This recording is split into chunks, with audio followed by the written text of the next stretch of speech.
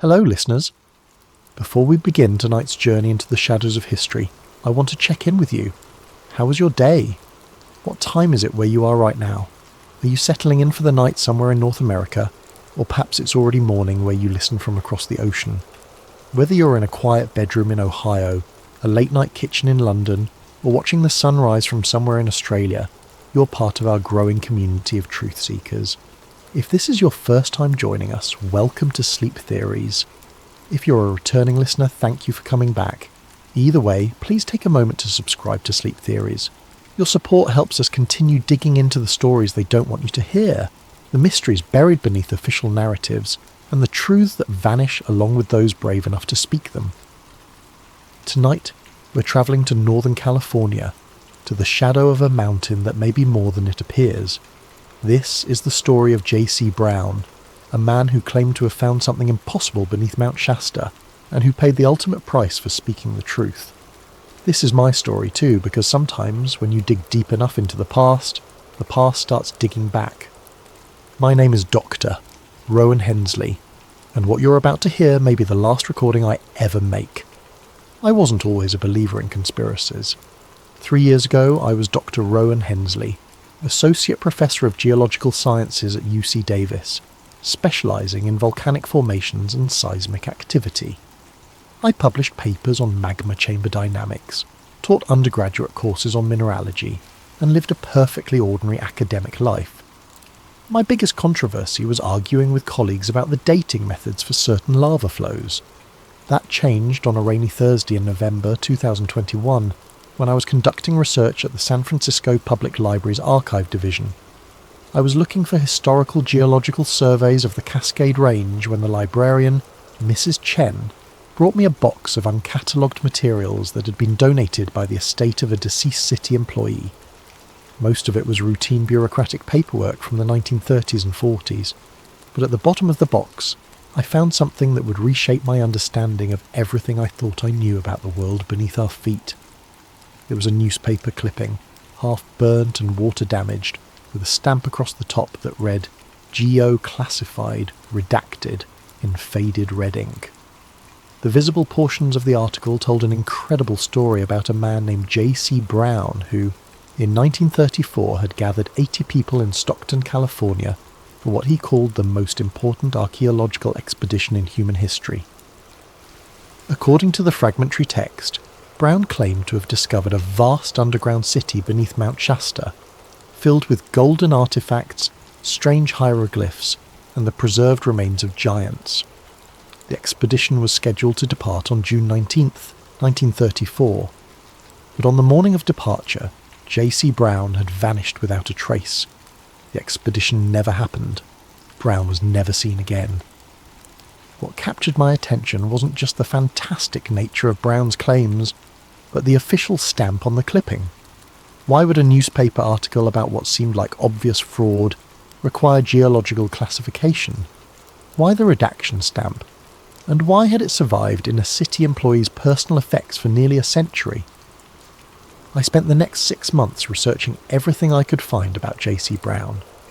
The official story, as recorded in historical societies and newspaper archives, was frustratingly simple. Brown was a drifter, possibly mentally ill, who had concocted an elaborate hoax to separate gullible people from their money. When the time came to deliver on his promises, he disappeared rather than face exposure as a fraud. But the more I dug, the more inconsistencies I found. Brown wasn't some uneducated con man. Records showed he had worked as a geological surveyor for the Lord Cowdray Mining Company, a legitimate British firm with contracts throughout the American West. In 1904, he had been part of a team conducting mineral assessments in the Mount Shasta region, when he disappeared for several weeks.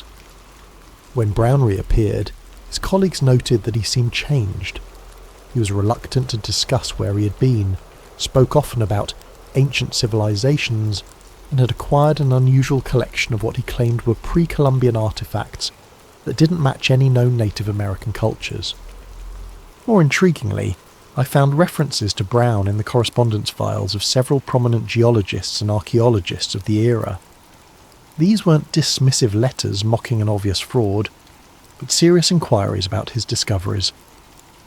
Dr. Frederick Ward Putnam of Harvard's Peabody Museum had written to Brown requesting detailed sketches of the hieroglyphs he claimed to have found. The Smithsonian had expressed interest in examining his artefacts. These were serious academics taking Brown seriously, which didn't align with the historical narrative of him as a delusional hoaxer. The breakthrough came when I discovered that the Lord Cowdray Mining Company had been purchased by a consortium of American investors in 1911, and their records had been transferred to the National Archives. Using my academic credentials, I was able to access Brown's employment file. What I found there changed everything. Brown's official title wasn't just geological surveyor. He was listed as a special projects contractor with security clearance for what was euphemistically called federal land assessment. His supervisor's notes mentioned Brown's expertise in subsurface anomaly identification and his assignment to deep reconnaissance projects. This wasn't the profile of a wandering prospector or delusional fraud. This was a man with government connections, working on classified projects in some of America's most remote locations. The file ended abruptly in 1912 with a single notation: subject transferred to Division C oversight. Further records sealed pending national security review. Division C. I had never heard of any Division C within the US Geological Survey, but the notation suggested it was some kind of specialised unit dealing with sensitive discoveries. I spent weeks trying to find any reference to Division C in official records, but it was as if the organisation had never existed. That's when I realised I needed help from someone with experience navigating the darker corners of government secrecy. I needed someone who understood how information disappears and how to find what's been deliberately hidden. I needed Cassia Wren. Finding Cassia Wren wasn't easy. She had been a data analyst for the National Security Agency until 2018, when she became what the intelligence community politely calls a problem, after witnessing what she described as systematic suppression of anomalous intelligence. She had resigned her position and begun operating as what she called a dark archivist, someone who specialises in recovering information that powerful organisations prefer to keep buried.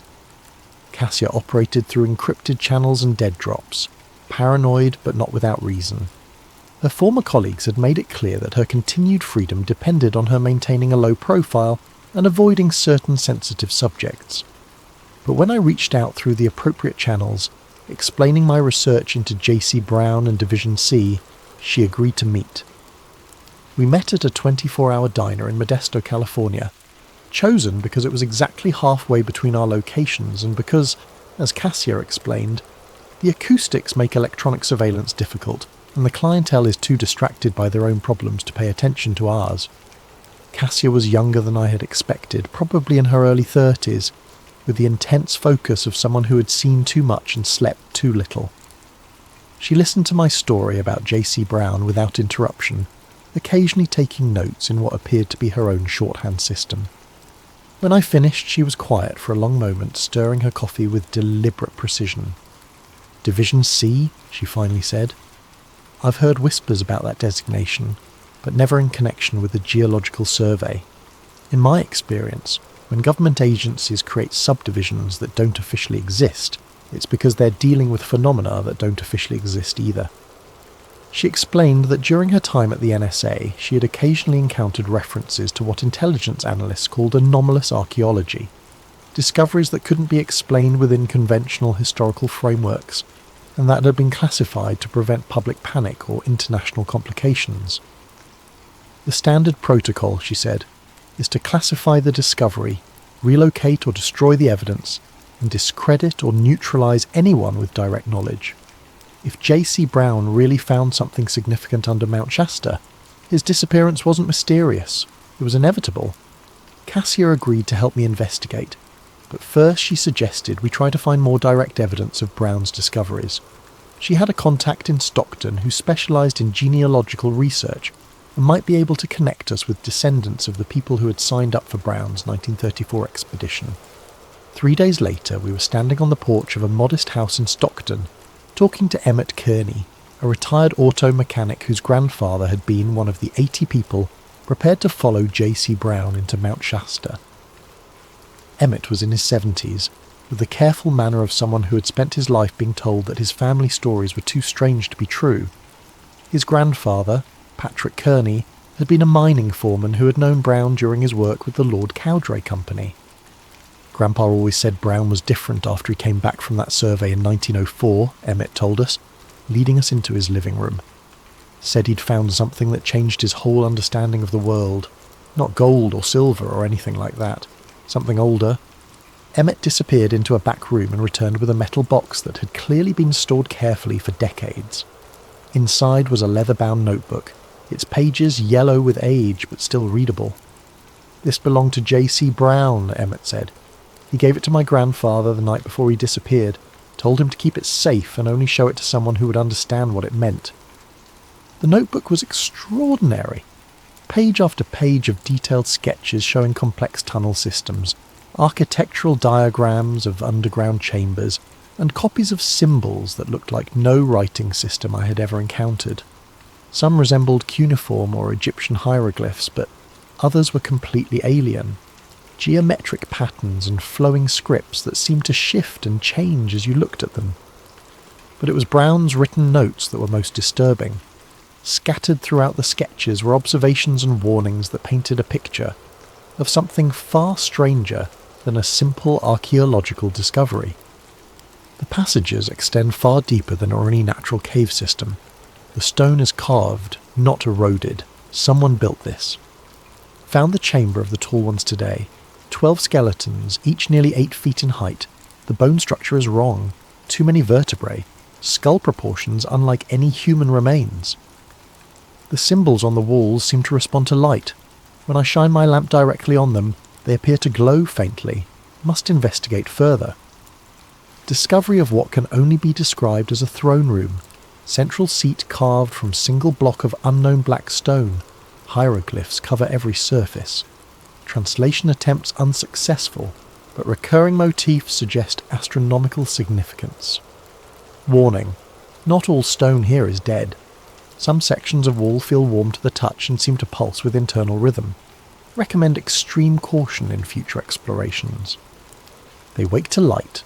The guardians stir when exposed to illumination. Natural darkness keeps them dormant, essential to maintain absolute silence and minimal lighting. Guardian class was mentioned repeatedly, always in capital letters, as if it were an official designation. Brown wrote about discovering what he called the Watchers, humanoid figures carved from stone or possibly preserved through unknown means, positioned at regular intervals throughout the deeper tunnels. Most unsettling was entry dated just days before Brown's disappearance. Contact established with surface oversight. Division C protocols now in effect. Further documentation restricted pending security review. If something happens to me, let it be known that what lies beneath Shasta was not built by any human civilization. The final page contained only a signature. J.C. Brown, Senior Field Specialist, Division C, U.S., G.S., Black Registry. Cassia examined the notebook with the careful attention of someone trained in document analysis. The paper is consistent with 1930s manufacture, she said. The ink shows appropriate aging patterns. If this is a fake, it's an extraordinarily sophisticated one. She photographed every page while I tried to process what we had discovered. This wasn't the journal of a delusional fraud or opportunistic con man. This was the careful documentation of someone who had found something genuinely extraordinary and who understood the implications of his discovery. Brown hadn't disappeared because he was a fraud. He had disappeared because he was telling the truth. Back at her secure workspace, Cassia began the delicate process of penetrating government databases to find any trace of Division C or J.C. Brown's final fate. This wasn't simple hacking. It was digital archaeology, requiring an understanding of how classification systems had evolved over the decades and where sensitive information might have been buried or relocated. The problem with secrets, Cassia explained as she worked, isn't keeping them hidden initially. It's maintaining that secrecy across decades of bureaucratic changes, technological upgrades, and personnel turnover. Something always slips through the cracks. She started with the National Archives, cross-referencing personnel records, budget allocations, and interdepartmental communications from the 1930s. Most government divisions, even classified ones, leave paper trails, expense reports, salary payments, equipment requisitions. Division C, however, seemed to have existed in a bureaucratic void. No official budget, no personnel records, no equipment purchases. Either it had never existed, or someone had been extraordinarily thorough in erasing its traces. That level of erasure is almost more suspicious than finding classified records, Cassia said. It takes significant resources and ongoing effort to make something disappear this completely from government archives. Whatever Division C was doing, someone very powerful wanted it forgotten. She switched tactics, focusing on individual names rather than organisational records. If J.C. Brown had been eliminated by government agents, there should be some trace of the operation. Travel vouchers, communication records, incident reports. It took 3 days of careful searching, but she finally found it buried in the administrative files of the Department of Interior, a single line item in a 1934 budget reconciliation document that read, Shasta 71. Unauthorised excavation suppressed, just personnel issues resolved. $847.50. $847.50, the cost of making J.C. Brown disappear. Further searching revealed additional fragments. A memo from the Bureau of Land Management dated June 20th, 1934, one day after Brown's disappearance, requesting indefinite closure of specified access routes to Mount Shasta pending geological assessment. A requisition for specialised excavation equipment charged to an unspecified clean-up operation. A communication from the War Department authorising temporary personnel assignment for domestic security issue. The picture that emerged was of a coordinated operation to suppress Brown's discoveries and eliminate him as a security threat. But the fragmentary nature of the record suggested something even more disturbing. This wasn't a one-time event, but part of an ongoing program. Cassia found references to similar operations. Yellowstone 23, Archaeological Anomaly Contained, Crater Lake 15, Unauthorized Documentation Recovered, Grand Canyon 41, Research Team Relocated. They've been doing this for decades, she said, her voice quiet with the weight of the realization. Every time someone finds something that doesn't fit the official narrative, they step in, discredit the discoverer, confiscate the evidence, and bury the whole thing under layers of classification and misdirection. But the most significant discovery came from an unexpected source. While searching through declassified CIA documents from the 1970s, Cassia found a brief mention of something called the Shasta Protocol in a memo discussing domestic surveillance operations. The memo was heavily redacted, but the visible portions referred to ongoing monitoring of fringe researchers investigating pre-authorized archaeological sites, and established procedures for managing information security breaches related to subterranean anomalies. The Shasta Protocol wasn't just about J.C. Brown. It was an active program designed to suppress any investigation into what lay beneath Mount Shasta, and by extension, other locations where similar discoveries had been made. We need to be very careful, Cassia warned as we reviewed the documents. If this protocol is still active, they know we're investigating. They've been watching for people like us for 90 years. But I was past the point of caution. J.C. Brown had been murdered for trying to reveal the truth, and dozens of other researchers had likely suffered the same fate. The scope of the cover-up suggested something far more significant than a simple archaeological anomaly. I wanted to see what they were so desperate to hide. I wanted to go to Mount Shasta. Cassia tried to dissuade me. She understood better than I did the risks we were taking by continuing the investigation. But she also understood that some truths are too important to remain buried, regardless of the personal cost. We spent 2 weeks preparing for what we knew might be our final collaboration. Cassia assembled specialised equipment, electromagnetic field detectors, ground-penetrating radar, cameras capable of functioning in absolute darkness, and communication devices that could operate without cellular or satellite connections. Using J.C. Brown's sketches and topographical maps from the 1930s, we identified what appeared to be the entrance he had used, a lava tube system on the northeastern slope of Mount Shasta, accessible through what locals called the Devil's Kitchen, a collection of volcanic vents and steam deposits. We left for Mount Shasta on a Thursday morning in October, telling no one our destination or timeline. If something happened to us, Cassia had arranged for copies of our research to be automatically released to several journalists and researchers, but we both understood that our safety depended on completing the investigation quickly and quietly. The approach to the lava tubes was more difficult than Brown's notes had suggested, requiring several hours of hiking through dense forest and over loose volcanic rock. The tubes themselves were exactly where his sketches indicated, but the entrance had been partially collapsed, either by natural causes or deliberate sabotage. It took most of the day to clear enough debris to allow access, but by evening we were standing at the mouth of a passage that descended into absolute darkness beneath Mount Shasta. The initial descent was routine. The lava tube was similar to others I had explored in my academic career: rough volcanic glass walls, irregular floor surfaces, and the musty smell of stagnant air and mineral deposits. But after perhaps 200 feet, we encountered the first sign that this was no ordinary cave system. The walls changed. Instead of the random textures of cooled lava, we found smooth surfaces covered with carved symbols identical to those in Brown's notebook. The carvings were deep and precise, clearly the work of intelligent beings using sophisticated tools.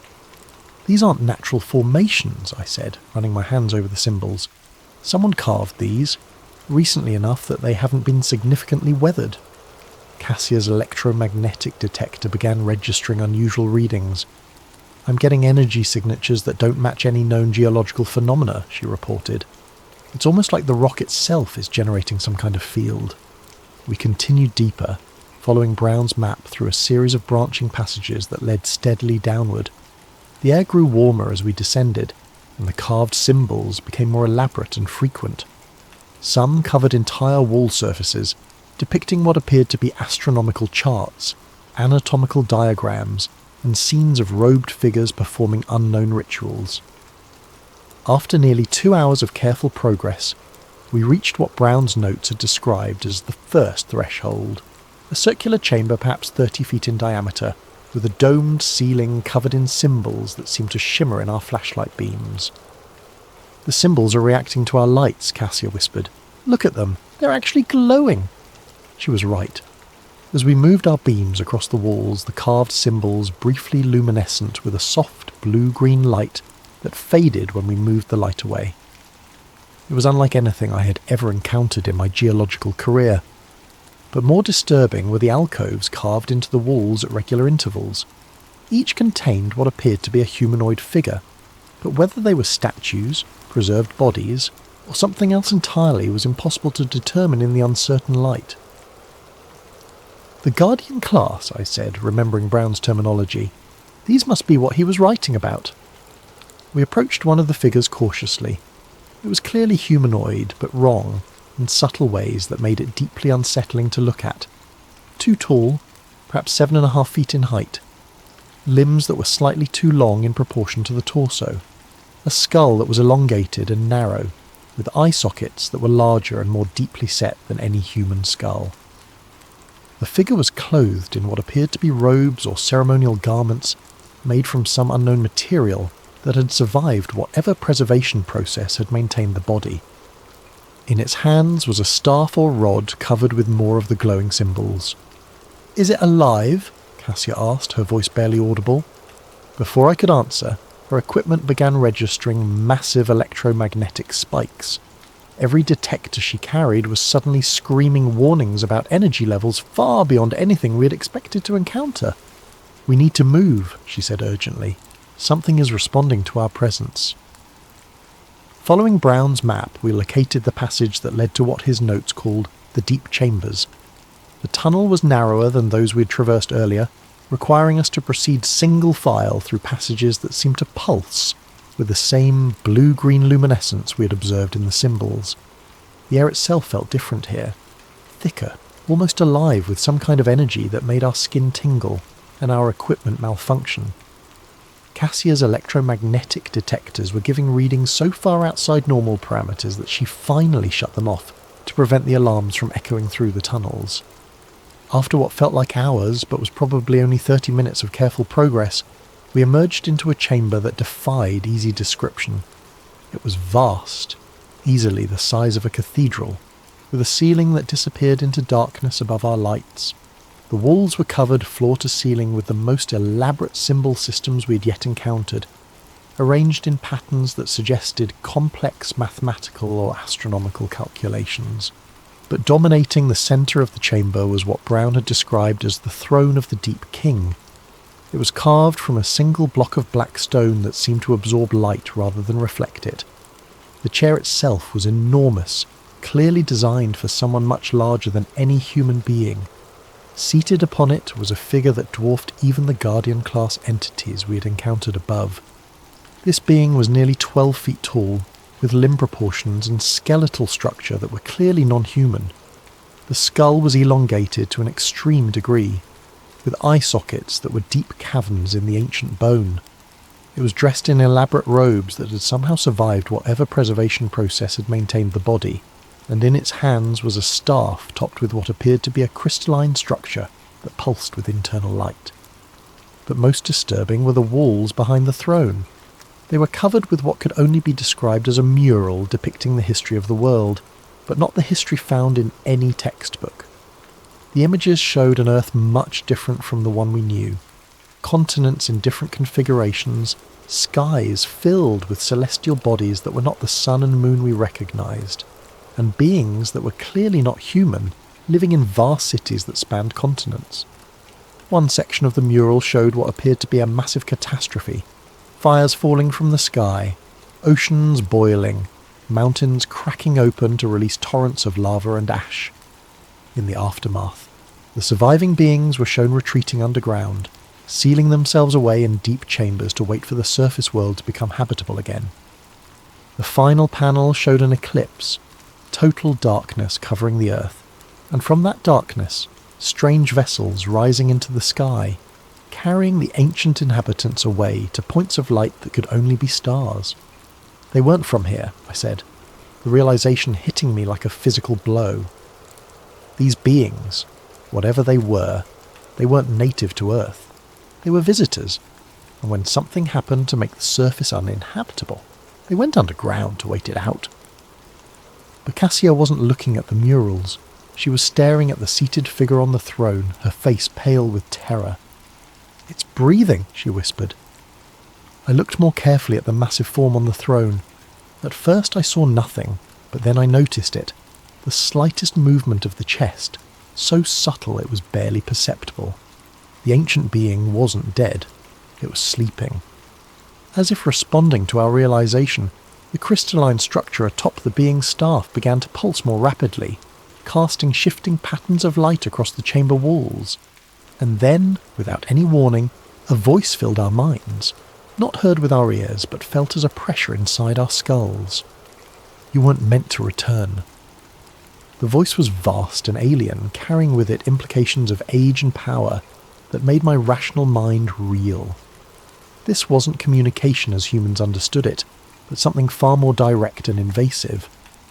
The seal weakens with each intrusion, the watchers stir, the deep paths remember the taste of surface light. Images flooded our consciousness, not memories, but something deeper and more fundamental. We saw the Earth as these beings had known it, green and blue and alive with civilizations that had risen and fallen millions of years before the first human ancestors had descended from the trees. We saw the catastrophe that had driven them underground, not an asteroid impact or volcanic eruption, but something far stranger and more terrible. A darkness between the stars that had reached out to touch our world, twisting reality itself until the surface became uninhabitable for any thinking being. The compact was made, the deep places were sealed, the guardians were set to watch. Why do the surface dwellers return to break what was meant to remain broken? I tried to speak, to explain that we were researchers seeking knowledge, but my voice wouldn't function. The alien presence in our minds was too overwhelming, too vast for human consciousness to process. "J.C. Brown," Cassia managed to say, her voice barely a whisper. "What happened to J.C. Brown?" The response came as a flood of images and sensations. We saw Brown in this very chamber, 30 years after his first discovery, brought here not by his own choice but by those who served the ancient powers. We saw him standing before the throne, defiant even in the face of forces beyond human comprehension. The Surface Guardian was given choice. Serve the compact or join the deep sleep. He chose defiance. He chose the fate of all who would wake what must remain sleeping. We saw Brown's final moments, not death, but transformation. His body changing, elongating, becoming something that was no longer entirely human. We saw him being placed in one of the alcoves we had passed, joining the Guardian-class entities that stood eternal watch over the deep chambers. The Shasta protocol was created to prevent such defiance. Those who dig too deep join those they seek to disturb. The compact will be maintained. The voice was growing stronger, and with it came the sound of movement throughout the chamber complex. The other figures, the Guardian-class entities we had encountered, were stirring from their long vigil. "Run!" Cassia said, grabbing my arm. "We need to run now." We fled through the tunnels with the sound of pursuit echoing behind us. Not footsteps, but something worse. The scraping of stone against stone as beings that had been motionless for decades began to move. Our flashlights revealed glimpses of humanoid figures emerging from alcoves we had passed earlier. Their elongated forms moving with predatory grace through passages they had navigated for countless years. The symbols on the walls were glowing brighter now, responding to the awakening of the Guardians. The entire tunnel system was coming alive, and we were trapped in the depths of something that had never been meant for human exploration. We reached the surface after what felt like hours, but was probably only minutes of desperate flight. The clean night air of Mount Shasta felt like salvation after the oppressive atmosphere of the deep chambers. But our relief was short-lived. 3 unmarked helicopters were circling the mountain, their searchlights cutting through the darkness as they systematically examined the forest below. As we emerged from the lava tube entrance, we were immediately caught in the brilliant glare of multiple spotlights. "Doctor," Rowan Hensley and Ms. Cassia Wren, a voice called through a loudspeaker, "you're in violation of federal regulations regarding restricted archaeological sites. Remain stationary and prepare for extraction." Military personnel rappelled from the helicopters with the practiced efficiency of a long-rehearsed operation. They were equipped with specialised gear, not just weapons, but electromagnetic field generators and what appeared to be sonic equipment designed to disrupt the kind of energies we had encountered below ground. "The Shasta Protocol," I said, finally understanding. "They've been waiting for us." Cassia was already reaching for the emergency transmitter she had brought to upload our findings to her secure servers, but before she could activate it, one of the soldiers fired what appeared to be a taser designed for electronic equipment. Every piece of technology we carried, cameras, recorders, communication devices, was instantly fried by the electromagnetic pulse. "Standard containment procedures," one of the soldiers said, his voice muffled by a full-face respirator. "No documentation, no evidence, no witnesses." They separated us immediately. The last thing I saw was Cassia being loaded into one helicopter, while I was forced into another. Through the aircraft's window, I watched Mount Shasta recede into the distance, its peak silhouetted against the stars like a monument to secrets that would never be told. I woke up 3 days later in a hospital room in Medford, Oregon, with no memory of how I had gotten there. According to the medical staff, I had been found unconscious on a hiking trail, apparently the victim of a fall that had resulted in a severe concussion and temporary amnesia. My personal effects had been returned to me, but everything related to our investigation was gone. J.C. Brown's notebook, our research files, the photographs Cassia had taken, all vanished as if they had never existed. The official story was that I had been conducting routine geological research when I suffered an accident. There was no mention of Cassia Wren, and when I tried to contact her through the channels we had established, I found that her entire digital presence had been scrubbed from the internet. Her dark archive website displayed only an error message. Her encrypted communication systems were offline. It was as if she had never existed. I returned to my position at UC Davis, but everything had changed. My research proposals were consistently rejected. My funding was cut. Colleagues who had previously sought my collaboration began avoiding me. The message was clear. I was to return to my routine academic work and forget everything that had happened. For 6 months I tried to comply. I taught my classes, published papers on safe topics like mineral formation and seismic activity, and attempted to convince myself that what we had experienced beneath Mount Shasta had been some kind of shared hallucination brought on by equipment malfunction and psychological stress. But late at night, when I closed my eyes, I could still see the throne room and its ancient occupant. I could still feel the alien presence that had spoken directly into our minds. I knew that somewhere beneath Mount Shasta, beings older than human civilization were stirring from their long sleep, and that our intrusion had weakened whatever barriers kept them contained.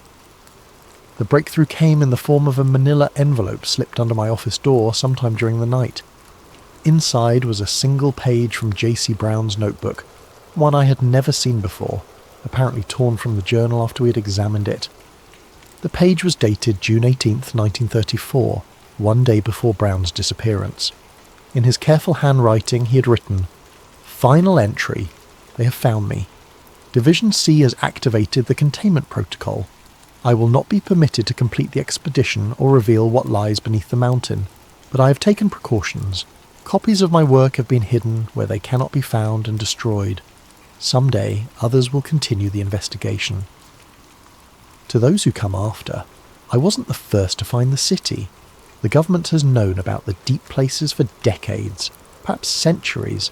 They have made agreements with the things below, compacts that trade human ignorance for temporary safety. But the barriers are weakening, the ancient ones grow restless, the deep paths are opening. They are not evil, but they are not human. Their return would mean the end of our world as we understand it. The Shasta Protocol exists to prevent that return, but it is built on lies and suppression rather than understanding and preparation. The truth must be preserved. Someone must bear witness. The mountain is not a mountain, it is a seal, and someone is trying to break it. The page was signed with an address I didn't recognize, a post office box in Anchorage, Alaska. I never made it to Alaska. 2 weeks after receiving the page, I disappeared from my office at UC Davis. The official story was that I had taken a leave of absence to deal with ongoing health issues related to my hiking accident. My colleagues were told that I would not be returning. The truth is more complex. I'm recording this from a location I cannot identify, surrounded by people who claim to be protectors of what they call the deep knowledge.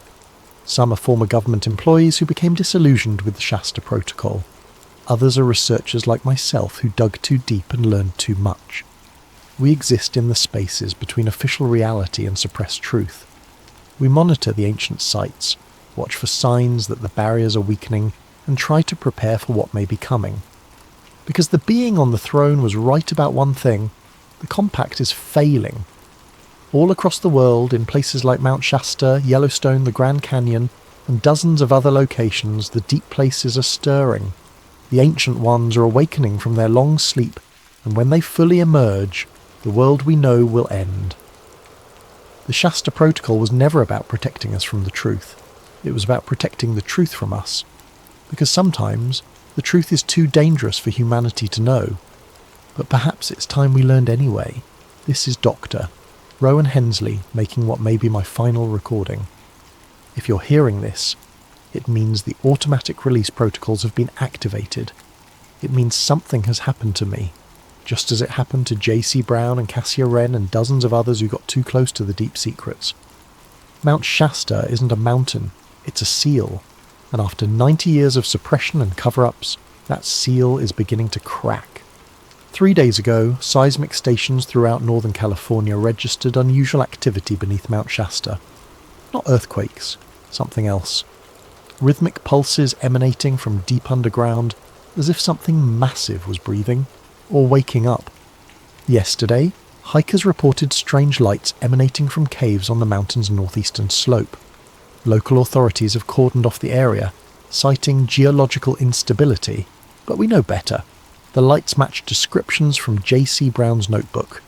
The deep chambers are active again, and tonight, At exactly 3:33 a.m. Pacific time, every seismic monitor within 100 miles of Mount Shasta went silent simultaneously.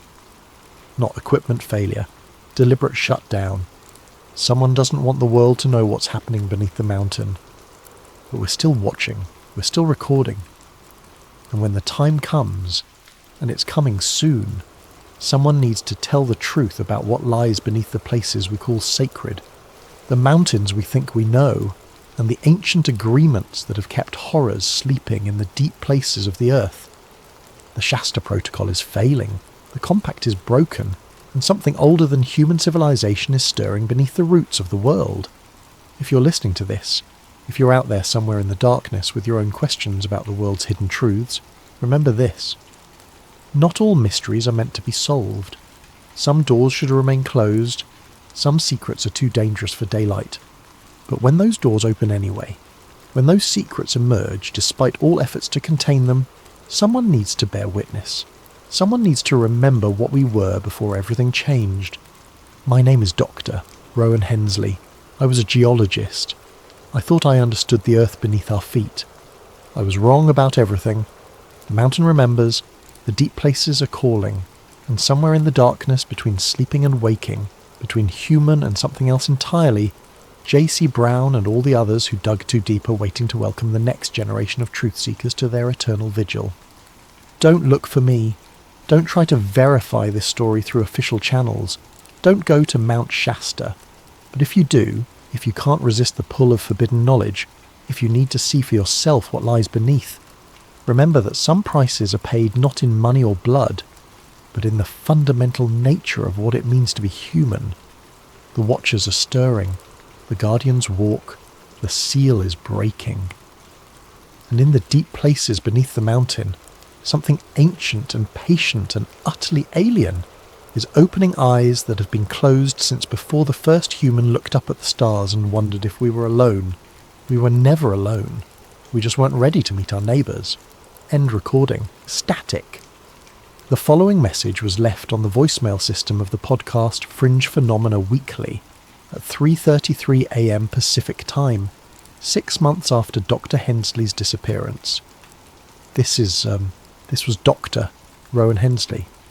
If anyone receives this message, if anyone is still monitoring these frequencies, you need to know the Shasta Protocol has been terminated.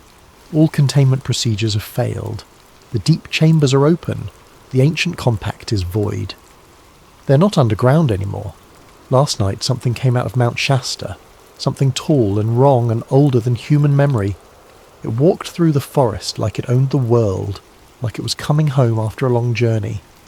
The government response teams, they're not responding anymore.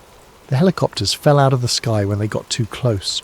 The soldiers, God, what it did to the soldiers. It's not just Shasta. We're getting reports from Yellowstone, from the Grand Canyon, from mountains and caves and deep places all over the world. They're all waking up. They're all coming back. The surface world belongs to them now. It always did. We were just keeping it warm. If you're listening to this, if you're still out there, don't try to fight them. Don't try to hide. They can sense human consciousness like we sense heat. They know where we are. Your only chance is to go deep. Find the old places, the sacred sites that were never meant for human worship. Look for the symbols that glow in the dark. Follow the passages that lead down instead of up. Join the watchers. Become the guardians. It's the only way to survive what's coming. The mountain was never a mountain. It was a doorway. And now that doorway is open. End transmission.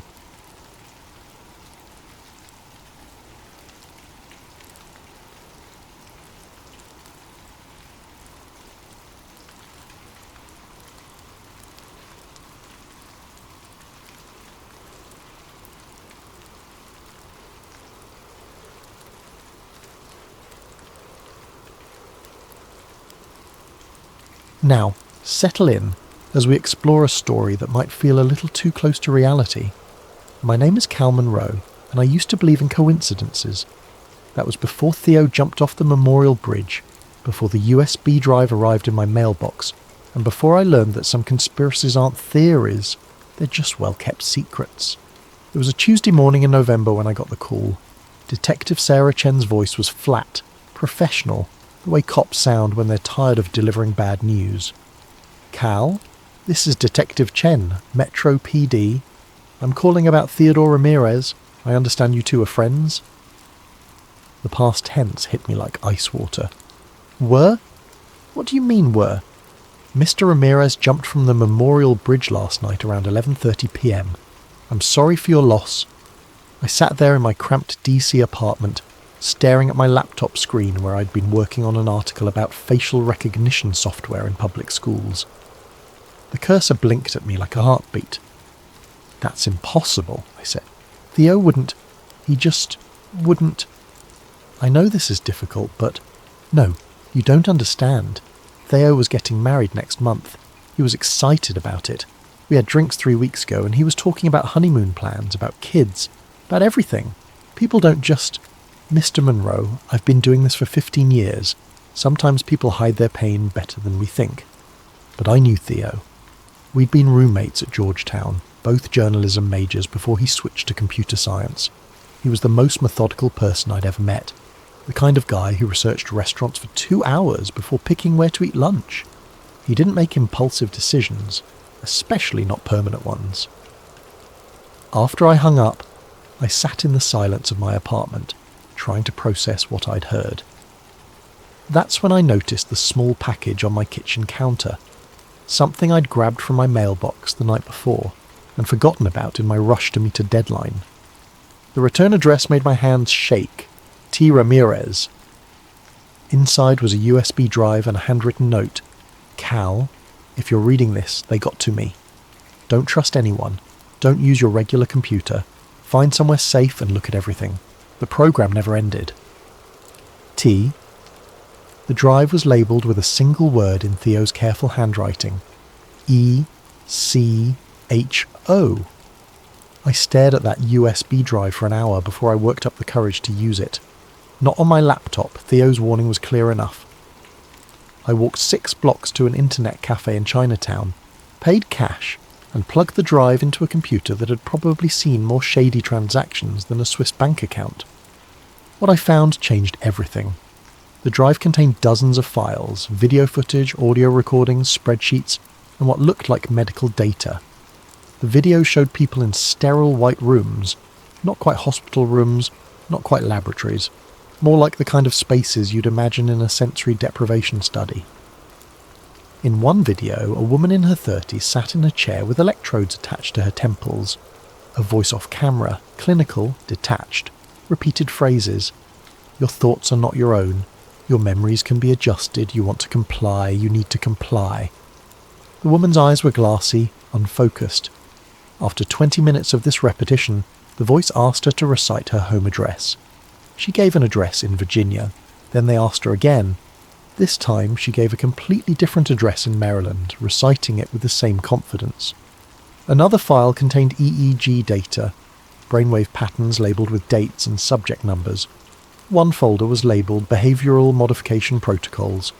Another, Subliminal Integration Results. But it was the company logo that made my blood run cold. Aeon Metrics.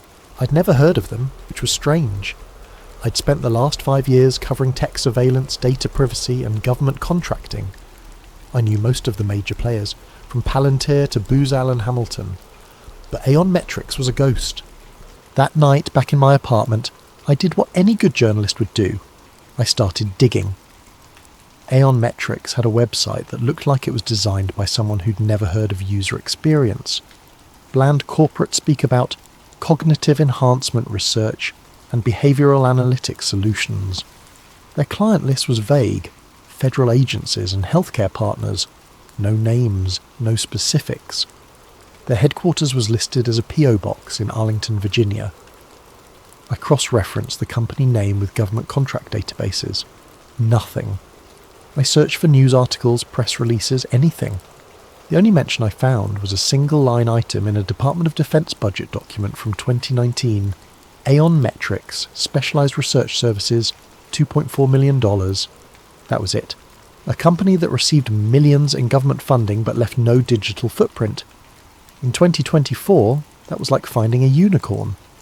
I spent the next 3 days going through Theo's files, and a pattern began to emerge. The test subjects weren't random homeless people or prisoners, the usual victims of unethical experiments. These were volunteers who had signed up for legitimate-sounding studies, sleep optimization research, stress reduction therapy, cognitive enhancement trials. People who thought they were improving their lives, not being reprogrammed.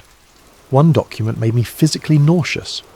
It was a recruitment email sent to Georgetown University students advertising a study on meditation and academic performance. The compensation was $500 for a weekend retreat. The study was conducted by Aon Metrics. I recognised the email format. I'd received something similar during my senior year. I'd been too broke to pass it up.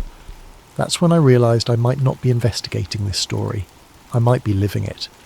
The next morning, I drove to the Library of Congress.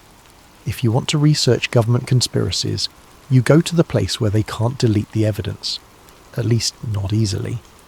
I requested every declassified document I could find on MKUltra, Operation Artichoke, and Project Bluebird. What I discovered over the next 8 hours made Theo's files make terrible sense. MKUltra officially ended in 1973 when CIA Director Richard Helms ordered all documents destroyed. But here's what most people don't know. It didn't actually end. It evolved.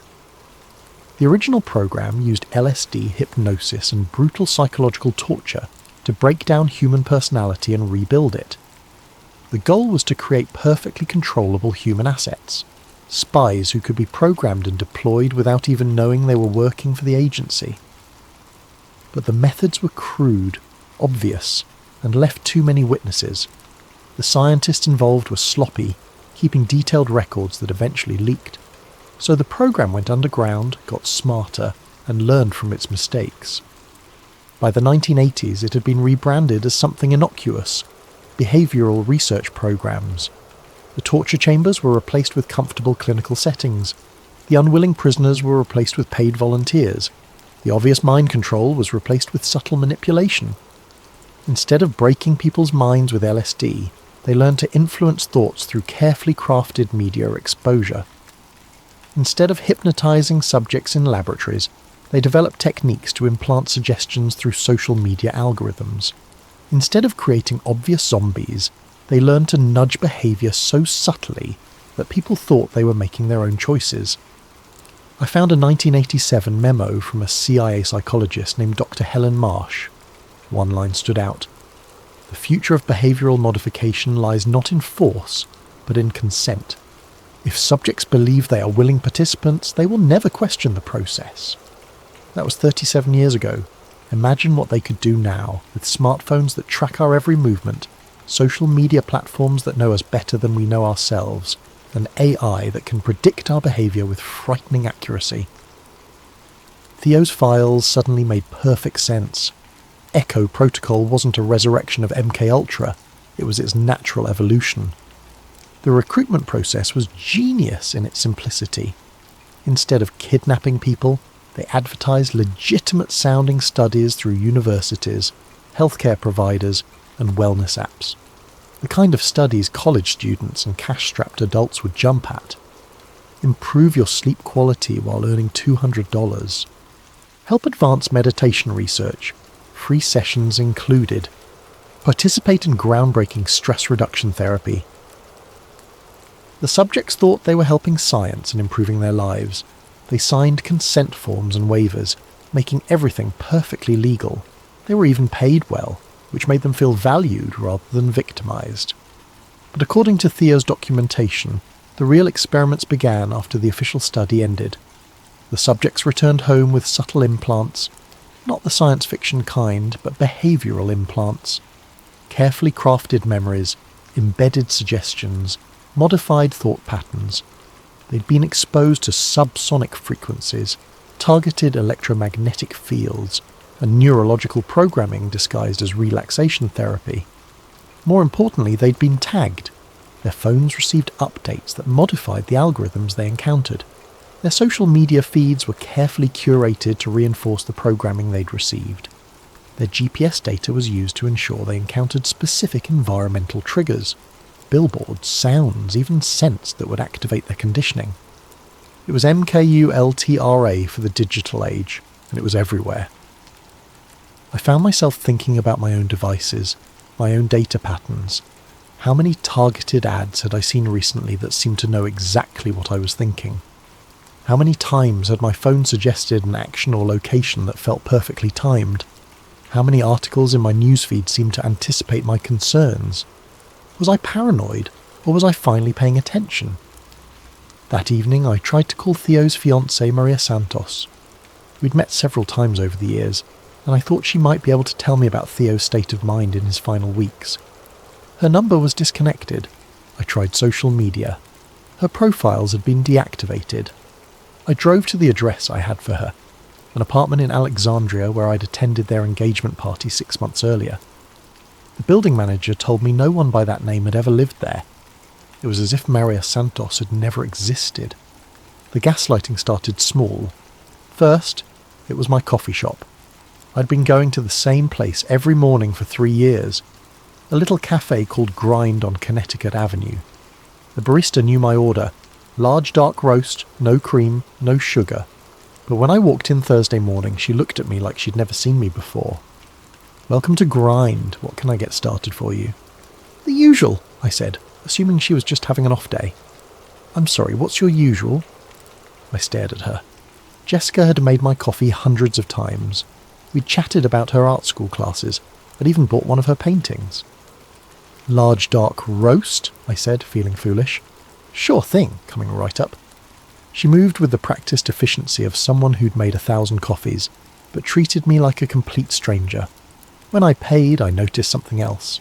The painting I'd bought from her 6 months ago, a small abstract piece that had been hanging behind the register, was gone. I told myself I was being paranoid. People have bad days. Maybe she'd sold the painting to someone else. But then my email started acting up. I'd sent interview requests to 5 journalists who'd written about government surveillance programs. None of them responded, which was unusual. These were people I'd worked with before, sources who typically replied within hours. I tried calling. Their numbers all went straight to voicemail. I tried reaching out through social media. My messages showed as delivered but never read. By Friday, I was convinced something was wrong. I decided to test it. I sent an email to my editor at the Washington Alternative Weekly, a guy named Marcus who'd been badgering me for weeks about a late article on police body cameras. The email bounced back immediately. User not found. I called the WAW office directly. "Washington Alternative, this is Rebecca." "Hi, this is Cal Monroe. I need to speak with Marcus about..." "I'm sorry, who?" "Cal Monroe. I write for you guys. Marcus is expecting an article from me." "Sir, I've been the receptionist here for 2 years. We don't have any writer named Cal Monroe, and I don't know anyone named Marcus." I hung up and stared at my phone. I had emails from Marcus going back 3 years. I'd published articles with my byline on their website. I had pay stubs from them in my filing cabinet. I opened my laptop and navigated to the WAW website. I searched for my name. No results found. I searched for articles I knew I'd written. The pieces existed, but they were attributed to other writers, people I'd never heard of. My hands were shaking as I opened my filing cabinet. The pay stubs were there, but they looked wrong. The letterhead was slightly different. The font was off, and they were made out to someone named Carl Monroe. Close enough to be dismissed as a typo, but different enough to be legally meaningless. That's when I noticed my reflection in the laptop screen. I looked like I hadn't slept in days. My eyes were bloodshot, my hair was a mess, and I had the hollow look of someone on the edge of a breakdown. I looked exactly like Theo had in his final weeks. Saturday morning I decided to visit my ex-girlfriend Sarah.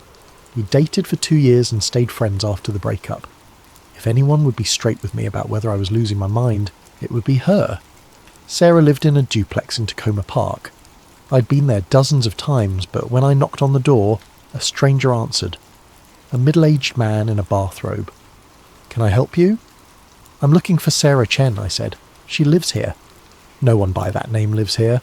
I've been renting this place for 5 years." "That's impossible. I was here 3 months ago for her birthday party." The man looked concerned. "Son, are you feeling all right? Maybe you're thinking of a different address." I walked away, pulled out my phone and called Sarah's number.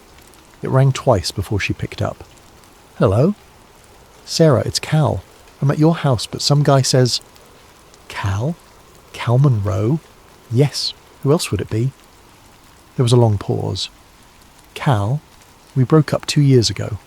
You've called me maybe 3 times since then, and each conversation was strange. Are you okay? You sound like you did the last time you called, talking about conspiracies and people following you. What are you talking about? We had dinner last month. We've been staying in touch." "Cal, I think you need help. You're talking just like..." She stopped. "Like what?"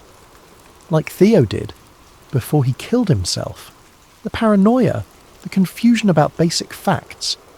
He called me too, near the end, asking about things that never happened." The line went dead.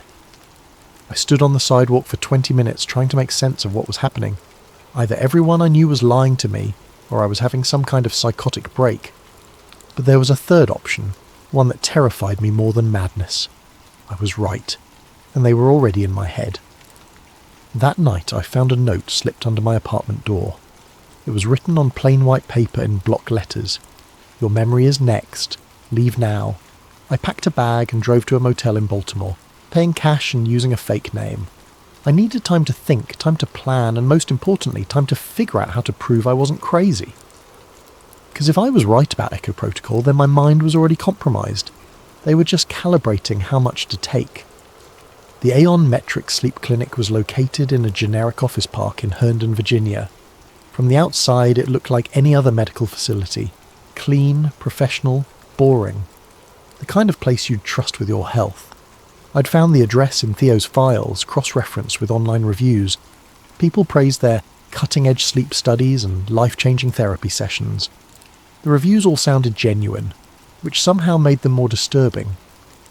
I'd spent 3 days in that Baltimore motel planning my approach. I couldn't just walk in and start asking questions. If Echo Protocol was real, they'd be expecting that.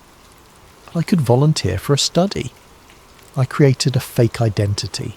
David Miller, a 28-year-old freelance graphic designer with chronic insomnia.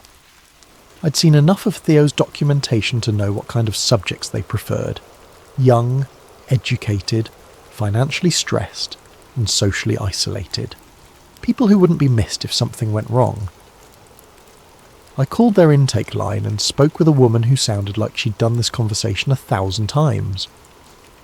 "We're currently enrolling participants for a sleep optimization study," she said. "It's a 3-day program that combines traditional therapy with advanced monitoring technology. Participants receive $800 compensation plus access to our ongoing support network." "What exactly does the monitoring involve?" "Nothing invasive. We use EEG sensors to track your sleep patterns, some biometric monitoring to measure stress responses, and brief cognitive assessments to measure improvement. Many of our participants describe it as the most restful experience of their lives." She scheduled me for the following Monday.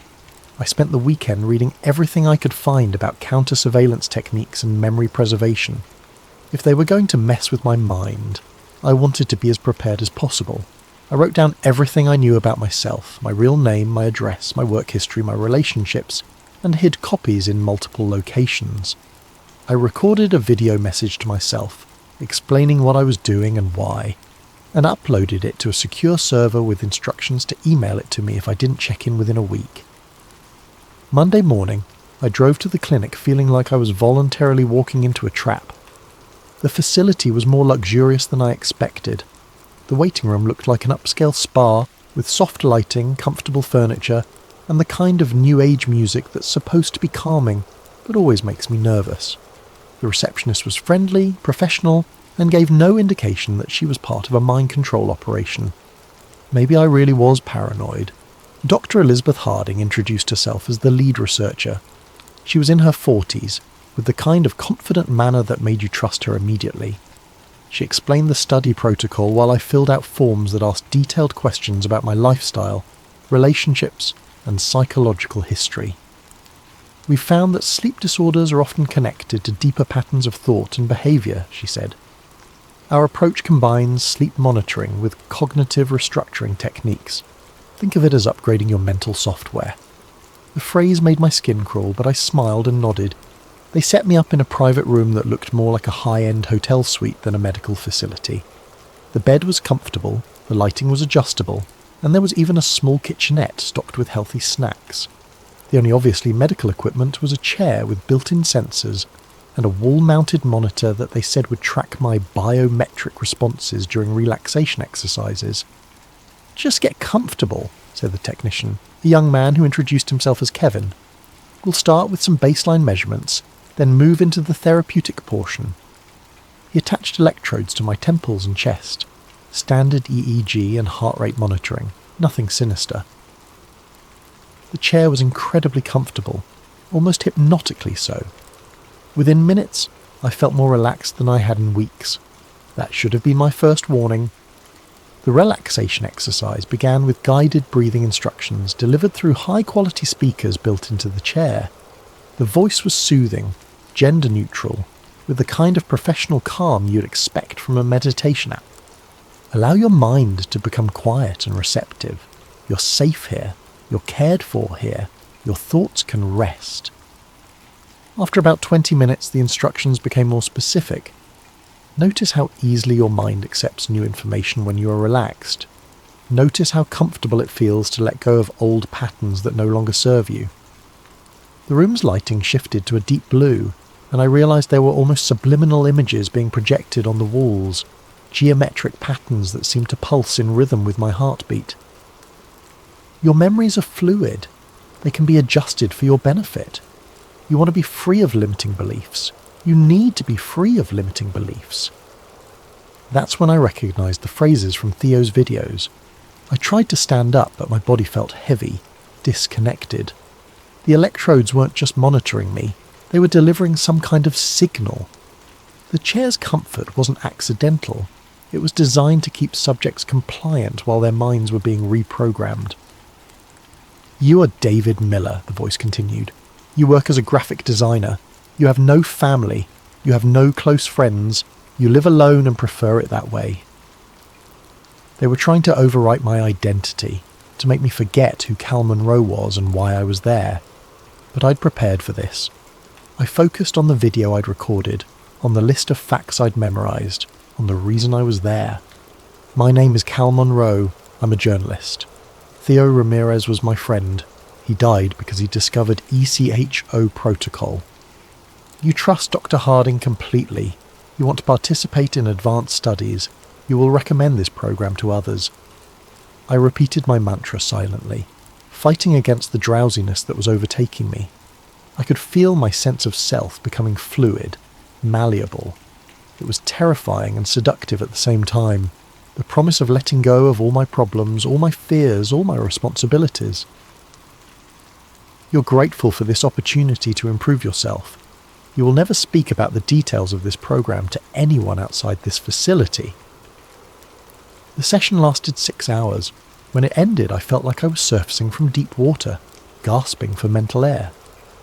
Kevin helped me out of the chair, and I had to concentrate to remember why that felt wrong. "How do you feel, David?" For a moment I almost corrected him. Then I remembered. "Great," I said, really relaxed. "Excellent. Dr. Harding will want to review your session data. Why don't you get some rest and we'll continue tomorrow?" That night, alone in the suite, I tried to reconstruct what had happened. I felt different, lighter somehow, but also hollow. It was like someone had taken an eraser to parts of my memory and personality. I remembered recording a video message, but I couldn't remember what it said. I remembered hiding something important, but couldn't remember where or what. I knew I was there for a reason beyond the sleep study, but that reason felt fuzzy, unimportant. But I still knew my name, Cal Monroe, journalist. I held on to that like a lifeline. The second day was worse. They moved me to a different room, one level down from the main floor. There were no windows, and the only furniture was the chair and a small table. The session lasted 8 hours. This time, they didn't just try to implant new memories, they tried to delete old ones. Your childhood was difficult and painful. You prefer not to think about it. You have no living relatives. You have never been in love. You have never had close friendships. I fought back by reciting everything I could remember. My parents' names, my first dog, the taste of my grandmother's cookies, the feeling of kissing Sarah for the first time. But with each session, these memories became fainter, more like stories I'd heard rather than experiences I'd lived. On the third day, they took me to the basement level. The room was stark white, with no decoration except a single chair in the centre. But it wasn't empty. There were other people there, subjects from previous studies, I realised. They sat motionless, staring at nothing, responding only when spoken to directly. One of them was a woman in her 30s with short brown hair. When Dr. Harding introduced us, she looked at me with vacant eyes and said, "Hello, David. It's nice to meet you." Nothing unusual about that, except for one thing. She used my full name, including my middle initial. "Hello, David C. Miller." My fake identity didn't have a middle initial. I'd never mentioned one. But somehow she knew it should be there. More disturbing, my real middle name is Christopher. C. "How do you know my middle initial?" I asked her. She looked confused. "I don't know. It just seemed right." Dr. Harding intervened smoothly. "Some of our participants develop enhanced intuitive abilities. It's one of the positive side effects of the program." But I knew what I was really seeing. This woman had been programmed with information about Cal Monroe, my real identity, not my fake one. They'd put pieces of my life into her mind, probably to test how thoroughly they could extract and transfer personal information. She wasn't developing psychic abilities. She was being used as a storage device for my stolen memories. That night I knew I had to escape. They were going to erase Cal Monroe completely and leave behind David Miller, a friendless, rootless graphic designer with no past and no questions. But first, I needed proof. I waited until 3 a.m, then used a maintenance keycard I'd stolen from a janitor's cart to access the lower levels. The basement was larger than I'd expected, with dozens of rooms containing monitoring equipment and what looked like server farms. I found the room where they stored session recordings, thousands of hours of footage showing people being systematically reprogrammed. I copied everything I could onto a drive I'd hidden in my shoe. But the most damning evidence was in the office files. Echo Protocol wasn't just about individual mind control. It was about social engineering on a massive scale. They were creating networks of modified individuals who would unconsciously influence others. A person programmed with specific beliefs would spread those beliefs to family, friends and co-workers without realizing they were doing it. The modified subjects became unwitting agents, seeding new ideas and behaviours throughout the population. It was social control through viral programming, and it was working. I found files on thousands of subjects going back years. Many were in positions of influence: teachers, journalists, social workers, community leaders. Others were simply well-connected individuals whose social circles made them valuable vectors for spreading programmed behaviours. They weren't just changing individual minds, they were changing society itself, one modified person at a time. I was photographing the last set of files when the lights came on. "Hello, Cal." Dr. Harding stood in the doorway with 2 security guards. She was still calm, still professional, but now her smile looked predatory. "I was wondering when you'd stop pretending to be David Miller. We've known who you are since you walked in. Did you really think we wouldn't recognize Theodore Ramirez's friend?" The guards grabbed my arms, but Dr. Harding waved them back. "No need for force. Cal is going to cooperate, aren't you? Because we have something you want to see." She led me to another room, where a familiar figure sat in one of the white chairs, staring at nothing. "Theo?" My friend looked up at me with empty eyes. "Hello," he said politely. "I don't believe we've met." "Theo, it's me. It's Cal." "I'm sorry, but I think you have me confused with someone else. My name is Thomas. I don't know anyone named Theo." Dr. Harding smiled. Theodore Ramirez did jump from that bridge in a way, but we'd been working with him for months before that. The person who died was just a shell. We'd already extracted everything useful from his personality. The real Theo is right here, serving as a valuable test subject for memory transfer protocols. I stared at my friend, or whatever was left of him. They hadn't just killed Theo, they'd hollowed him out and kept the shell alive for experimentation. "We're going to offer you the same opportunity, Doctor," Harding continued. "You can resist, and we'll simply take what we need by force, or you can cooperate and we'll ensure the process is as comfortable as possible. Either way, Cal Monroe is going to disappear. The only question is how much of him we preserve for research purposes." They sedated me then, and I woke up 36 hours later in my own apartment. Everything was exactly as I'd left it, except for small details that made my skin crawl. My coffee mug was on the wrong side of the sink. My laptop was closed, though I always left it open. My bed was made, but with hospital corners. I'd never learned to make a bed that way. Most disturbing of all, I couldn't remember how I'd gotten home. I still had the drive with the evidence from Aeon Metrics hidden in a place I'd prepared before going undercover. For a moment I thought I'd won, that I'd gotten proof of Echo Protocol and could expose the whole operation. I was wrong. When I tried to access the files, half of them were corrupted. The video footage was garbled, the audio was inaudible, and the documents were filled with random characters. It was as if the data had been degraded from the inside. But I still had enough to tell the story. I spent 18 hours writing the most important article of my career, documenting everything I'd discovered about Echo Protocol, Aeon Metrics, and the modern evolution of MKUltra.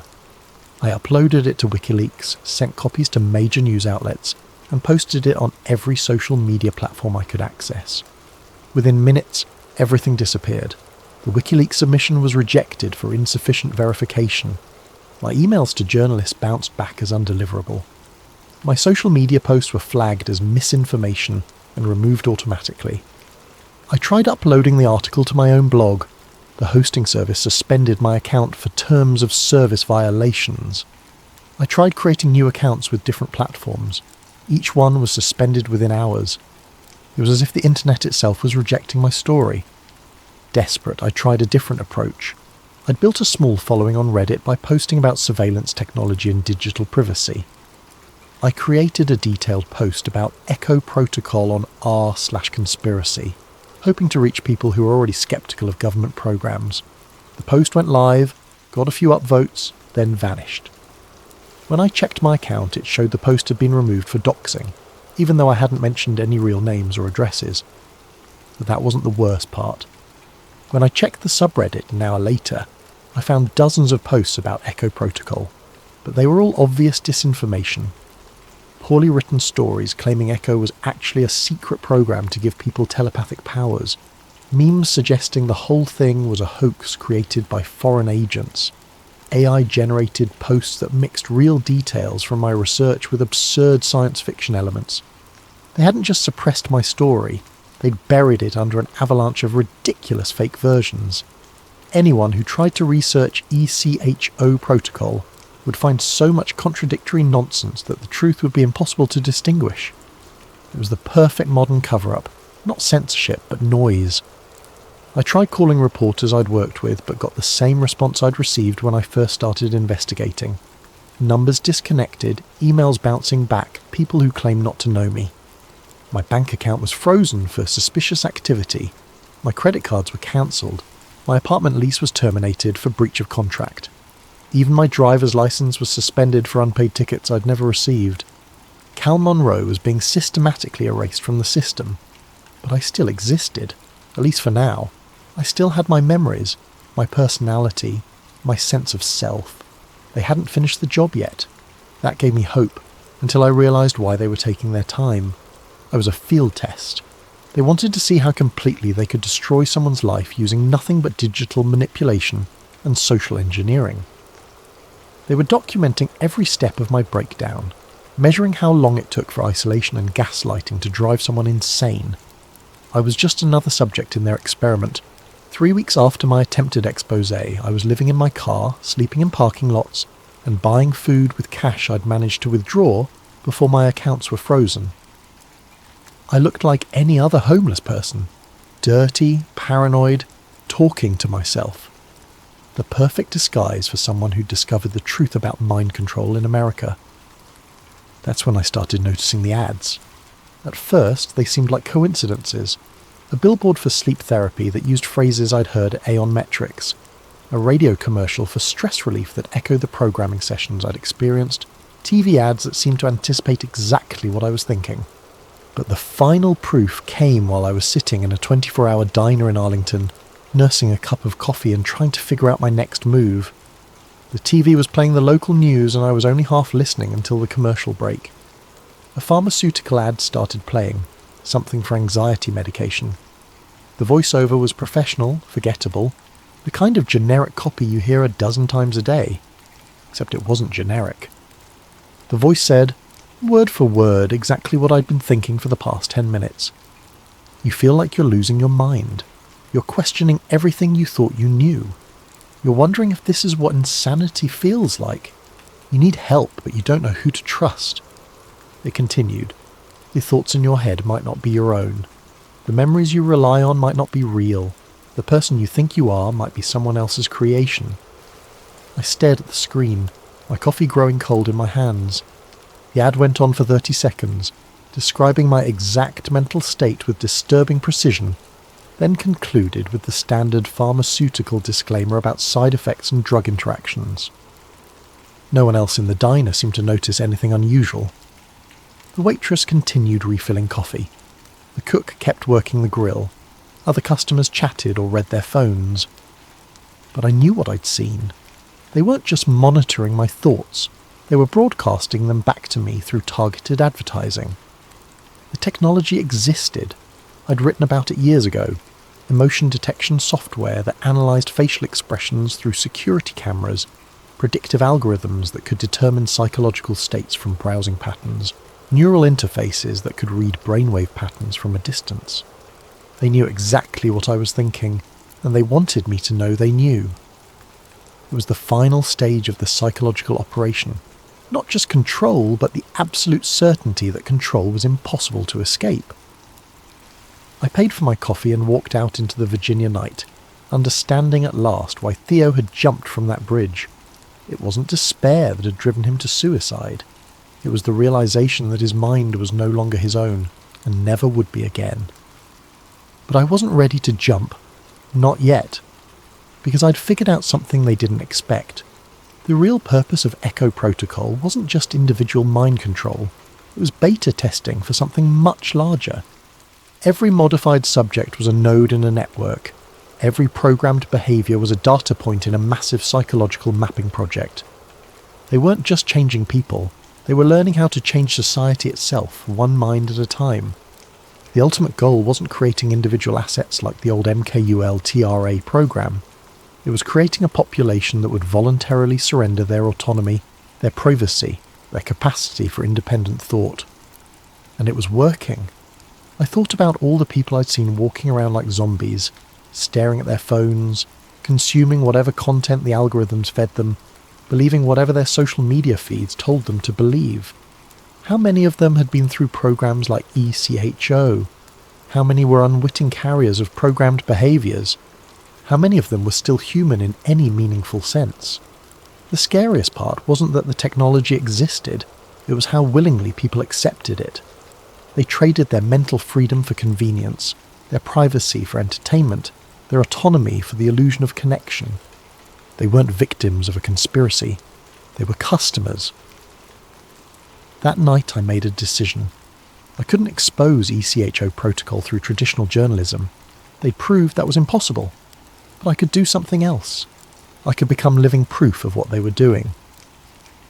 I started documenting everything. The targeted ads, the environmental triggers, the social manipulation, the systematic isolation. I recorded video messages to myself, wrote detailed journals and hid copies everywhere I could think of. Not to expose them, that was impossible, but to leave a record for whoever came next.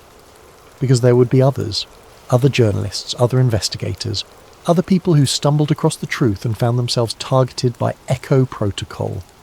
Maybe one of them would be smarter than me. Maybe one of them would find a way to fight back that I couldn't imagine. Or maybe they'd just end up like me, homeless, paranoid, talking to themselves in parking lots, while the world continued its sleepwalk toward voluntary servitude. 3 months later, I was sitting in another diner, in another city, when I saw the news report. Local journalist Cal Monroe was found dead in his vehicle early this morning. apparently from a self-inflicted gunshot wound. Monroe had reportedly been struggling with mental health issues following the suicide of a close friend earlier this year. He leaves behind no immediate family. I watched my own obituary on the television screen, feeling strangely detached. The photo they used was from my old press credentials. I looked younger, healthier, more hopeful, like someone who still believed in the possibility of truth. The reporter mentioned that I'd been working on a story about government surveillance before my breakdown, but that the work had been discredited as the product of paranoid delusions. They killed Cal Monroe without firing a shot, but I was still alive, at least in some sense. I had no identity, no connections, no official existence, but I was still breathing, still thinking, still remembering. For now. I finished my coffee and walked out into the morning sun, another homeless crazy person with stories no one would believe. In my pocket was a small notebook where I'd written everything I could remember about being Cal Monroe. Tonight, I'd add another entry. Tomorrow I'd probably forget to. But for this moment I still knew who I was and what I'd discovered. The program had evolved, but it hadn't won. Not completely. Not yet. As I walked down the street, I passed a bus stop where a digital billboard was advertising a new smartphone app. Mind Ease, advanced mental health support through AI-powered therapy. The tagline read, "Let us help you become your best self." I almost laughed. They weren't even trying to hide it anymore. I pulled out my phone, an ancient flip phone I'd bought with cash, and noticed something interesting. Despite being a basic model with no internet connection, it was showing a text message I'd never received. Your thoughts are not your own. Your memories can be adjusted. You want to comply. You need to comply. The same phrases from the Aeon Metric sessions.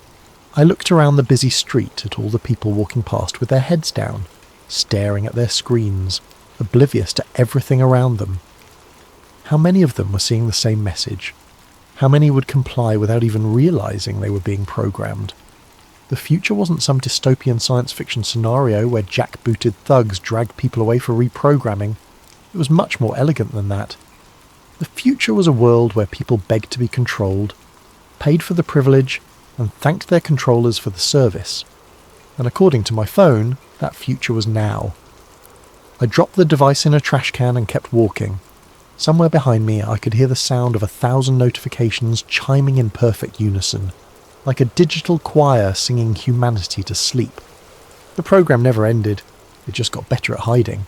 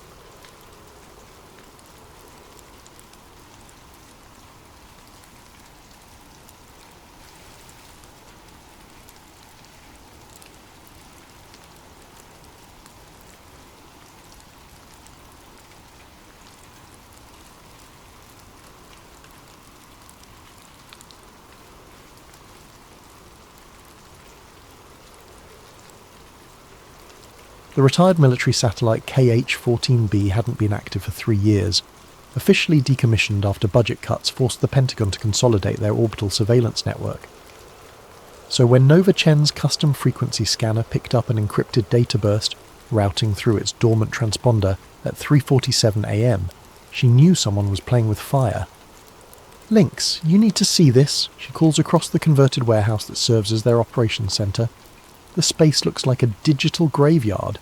Servers humming in stacks, screens casting blue light across walls covered in network diagrams and corporate org charts connected by red string.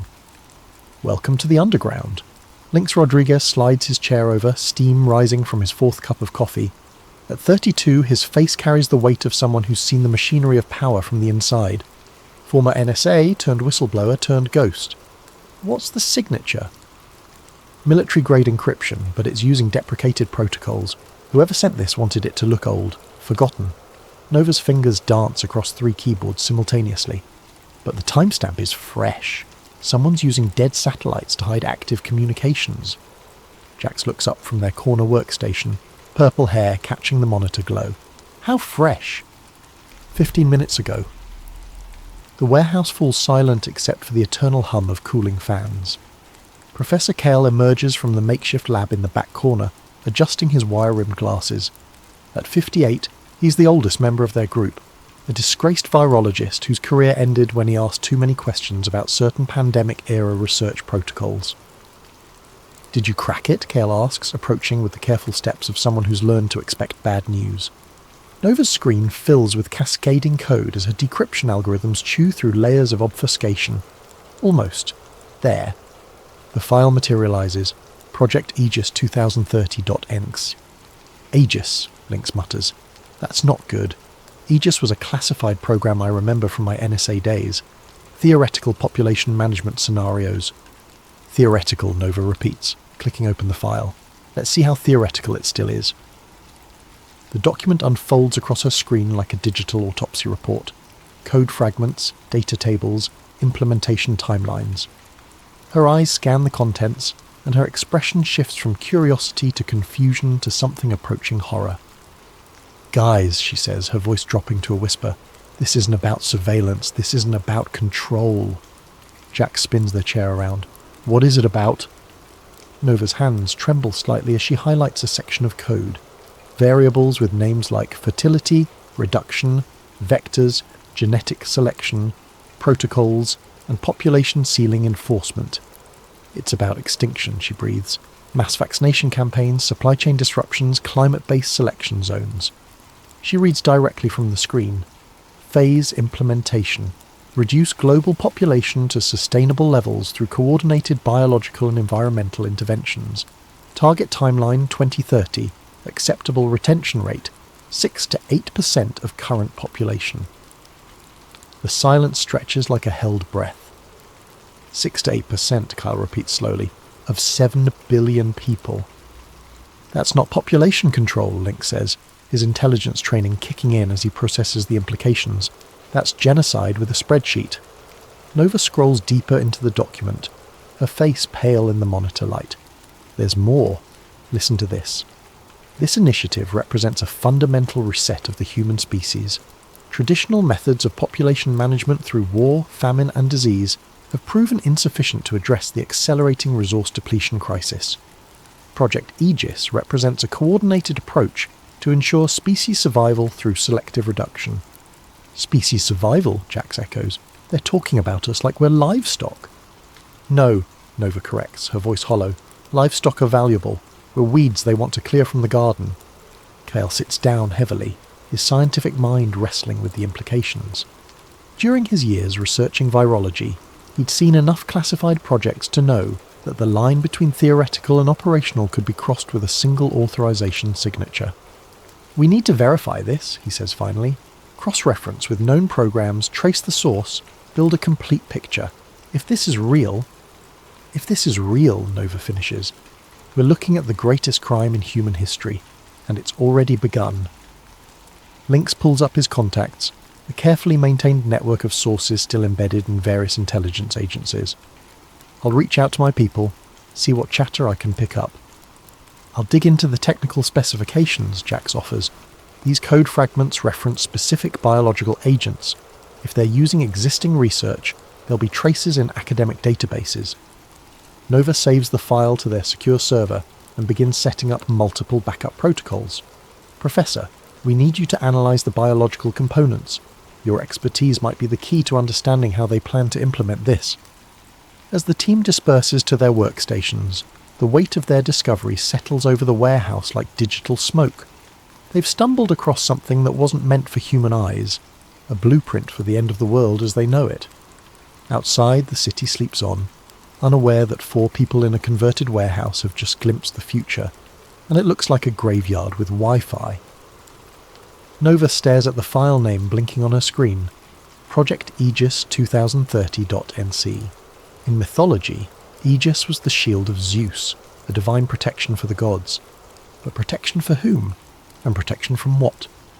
As she begins her deep dive into the data, one phrase keeps echoing in her mind from the document's executive summary. This isn't about control, it's about resetting the species. The countdown, she realises, isn't to some distant apocalypse. It's to tomorrow. 3 days of sleepless research have transformed their warehouse into a conspiracy theorist's fever dream. Every wall now displays interconnected timelines, corporate hierarchies, and data flowcharts that would make a forensic accountant weep.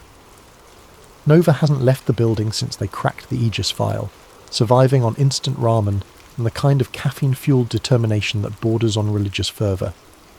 "I found the breadcrumbs," she announces, her voice hoarse from exhaustion, and chain-smoking cigarettes she bummed from Lynx. The World Population Summit in Cairo, 1994. Most people remember it as a boring UN conference about reproductive rights and sustainable development. She pulls up archived documents on the main display screen, official transcripts, media reports, diplomatic cables, standard bureaucratic theatre. But look what happens when you dig into the closed-door sessions. A classified document appears, heavily redacted but with enough visible text to tell a story. The header reads, "Adaptive Earth Framework, Preliminary Implementation Strategies." Cale adjusts his glasses, squinting at the screen. I remember this conference. I was a graduate student then, writing my dissertation on population genetics. There were rumours about private sessions, but nobody talked about what was discussed, Nova finishes. Except someone did. Deep in the diplomatic archives, buried under 17 layers of classification, I found this. She highlights passages that make the room's temperature seem to drop. Non-essential demographic drift must be addressed through coordinated intervention. Genetic dead zones present opportunity for selective resource allocation. Acceptable fallout parameters established at 85 to 90% reduction over 2-generation cycle. Project requires integration of medical, agricultural and environmental vectors. Jax looks up from their workstation, where they've been cross-referencing pharmaceutical patents. Nova, you need to see this. Those medical vectors they mention. I've been tracking the patent filings, and there's a pattern. They throw their research onto the shared screen. Dozens of pharmaceutical patents filed between 2018 and 2023, all connected to a web of shell companies, all related to mRNA modification technology. But here's the weird part, Jax continues. These patents aren't just for vaccines. They're for genetic modification systems that can be activated remotely, dormant until triggered by specific environmental factors. Cale's face goes pale. That's not possible. The technology to create delayed activation genetic modifications didn't exist in 2018, Jax agrees, but it does now. And according to these patents, it's been deployed. Nova pulls up another document from their Aegis cache. Remember, Professor, you mentioned seeing strange compounds in vaccine trials during the pandemic? Trials with non-public results? Cale nods slowly. There were inconsistencies. Control groups that should have shown specific immune responses but didn't. Novel proteins that had no apparent therapeutic function. When I raised concerns, you were discredited and forced out, Nova says. They called you a conspiracy theorist. Because I was asking the wrong questions, Cale realises. I was looking for immediate effects, but if these compounds were designed for delayed activation... Link slides his chair over, holding a printout of classified communications he's pulled from the old NSA databases. I've been digging through archived surveillance reports. Remember how during the pandemic, certain rural areas had unusually high vaccination rates, areas that normally resist federal health initiatives. He spreads out a map showing vaccination distribution patterns across the United States. Strange clusters appear in seemingly random locations. Rural counties in Montana, farming communities in Iowa, small towns along the Appalachian Trail. These aren't random, Nova says, studying the pattern. They're systematic. Someone was targeting specific populations. Or specific genetic profiles, Cale adds quietly. Jax's workstation chimes with an alert. Guys, I've been monitoring dark web chatter about unusual health trends. Look at this. They project a series of forum posts, social media reports, and medical anomalies from the past 6 months. Unexplained fertility drops in rural communities. Unusual autoimmune responses in adults aged 25 to 45. Regional variations in birth defects that don't match known environmental factors. Agricultural workers reporting mysterious illnesses that don't respond to standard treatments. Nova connects the dots on their shared display, drawing lines between vaccination sites, health anomalies, and demographic data. The pattern that emerges looks like a slow-motion biological weapon detonating across the landscape. They weren't just treating viruses, she says, echoing Cale's earlier words. They were treating the future human genome. Lynx pulls up another classified document, this one from a more recent surveillance operation. There's more. I found references to something called genetic compatibility mapping in Department of Homeland Security briefings. They've been collecting DNA samples through routine medical procedures and cross-referencing them with... He stops, staring at the screen. With what? Nova prompts. With survival probability models, he finishes. They're not just tracking who might survive their selective reduction. They're actively identifying who they want to eliminate. The warehouse falls silent as the implications settle over them like digital ash. They're not just looking at a conspiracy, they're looking at the implementation phase of humanity's final exam.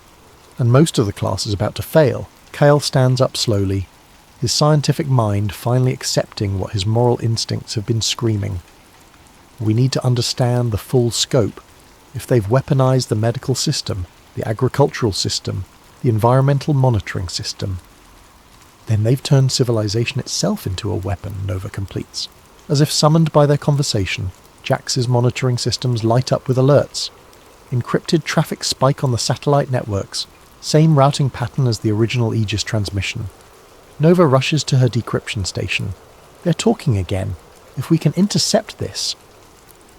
The file downloads slowly, each percentage point feeling like an eternity.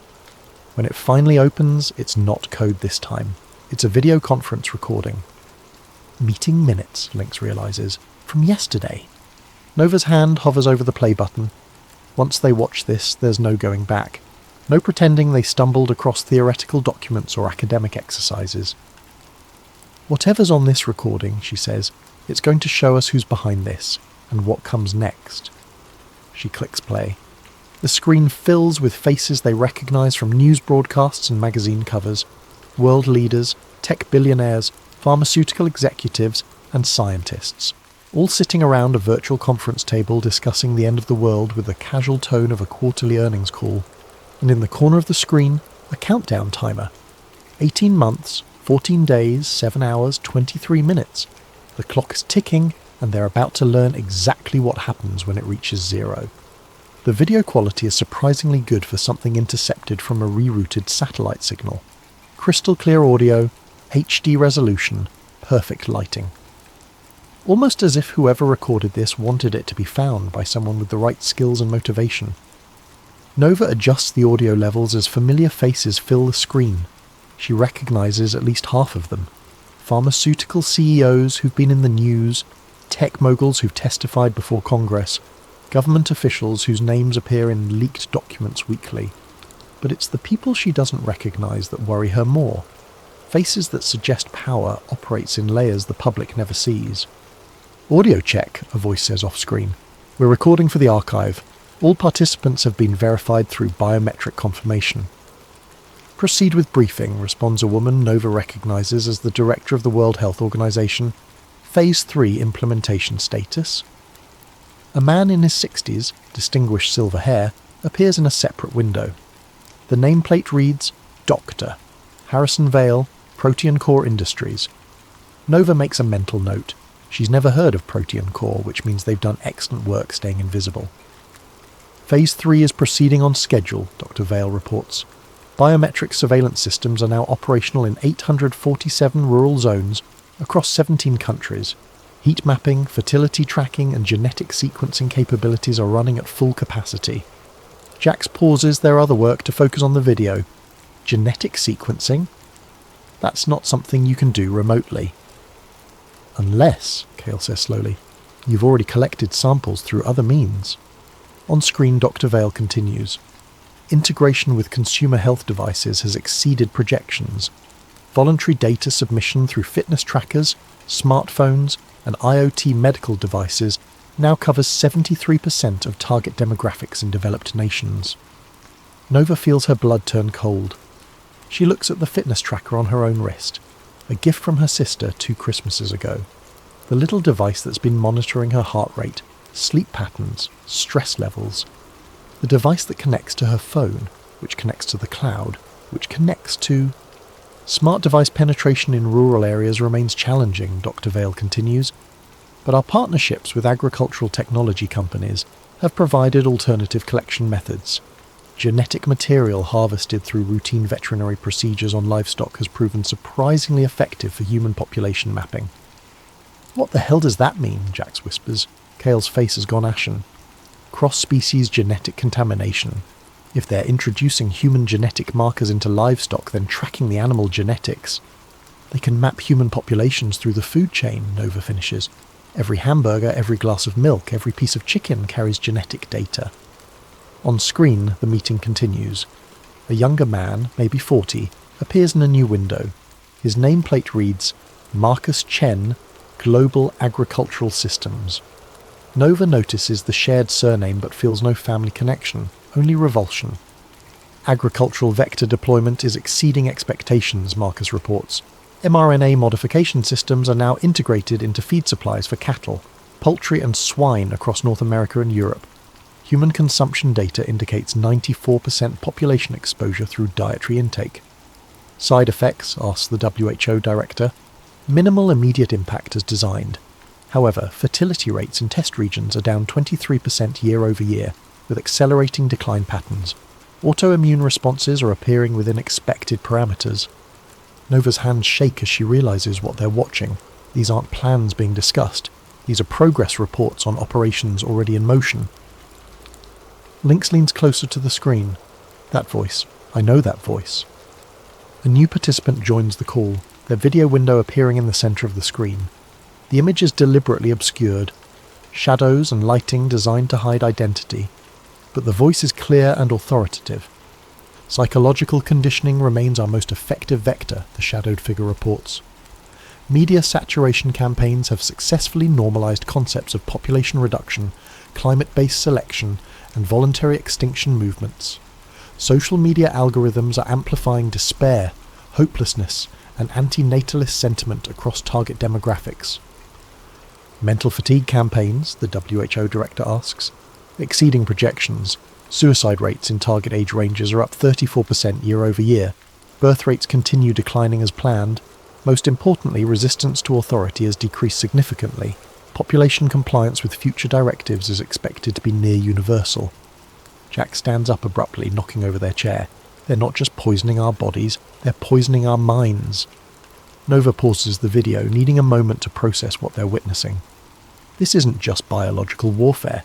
It's psychological, social, environmental. They've weaponized everything we depend on to survive. Food, air, water, information, Lynx lists. They're not attacking civilization. They've turned civilization into the weapon.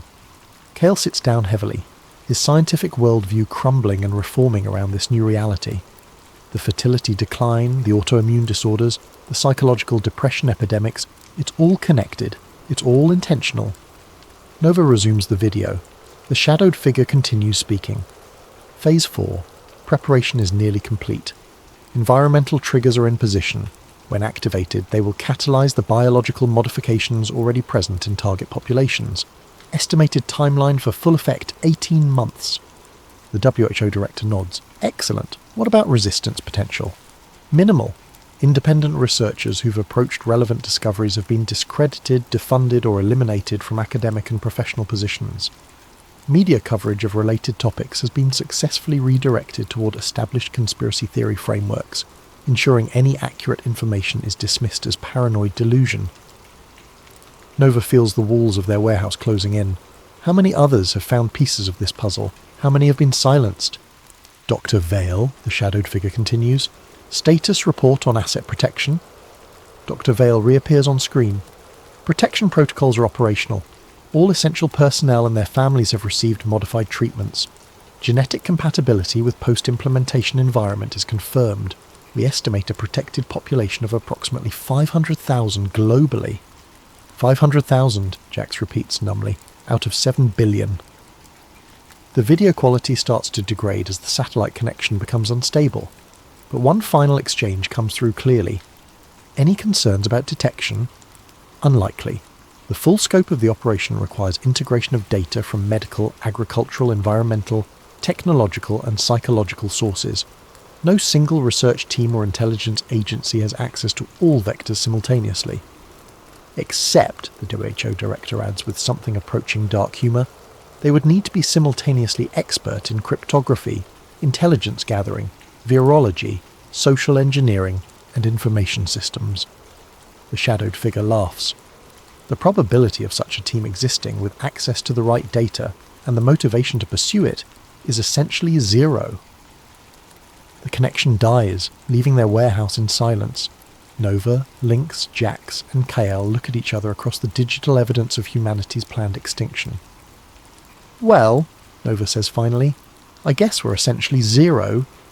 But as the four of them return to their workstations, preparing to dive deeper into the nightmare they've uncovered, none of them notice the small indicator light on Jax's communication system. The light that shows someone has been monitoring their network traffic. The light that means their essentially zero probability team has just become a confirmed threat. The light that means Phase 4 might be starting ahead of schedule. The warehouse's early warning system starts screaming at 4:17 a.m, 3 hours after they finished analysing the intercepted conference call. Nova jolts awake from her desk, where she'd fallen asleep reviewing genetic modification patents. The screens around her flash red as multiple intrusion detection systems trigger simultaneously. "Lynx!" she shouts, adrenaline cutting through exhaustion. "We've got company!" Lynx rolls out of his sleeping bag, grabbing his laptop and a go bag he keeps permanently packed, old habits from his intelligence days. "What kind of company?" "The kind that uses military-grade network penetration tools," Nova responds, her fingers flying across keyboards as she tries to lock down their systems. "Someone's been watching us." Jax appears from the back room, purple hair messy from sleep but their eyes sharp with focus. "How long have they been in our network?" "Unknown," Nova admits, fighting a losing battle against the intrusion. "But they've got root access to our communication systems. They've seen everything." Kael emerges from his makeshift lab, clutching a hard drive. "I've backed up all the biological data to an isolated system. If we lose the main servers..."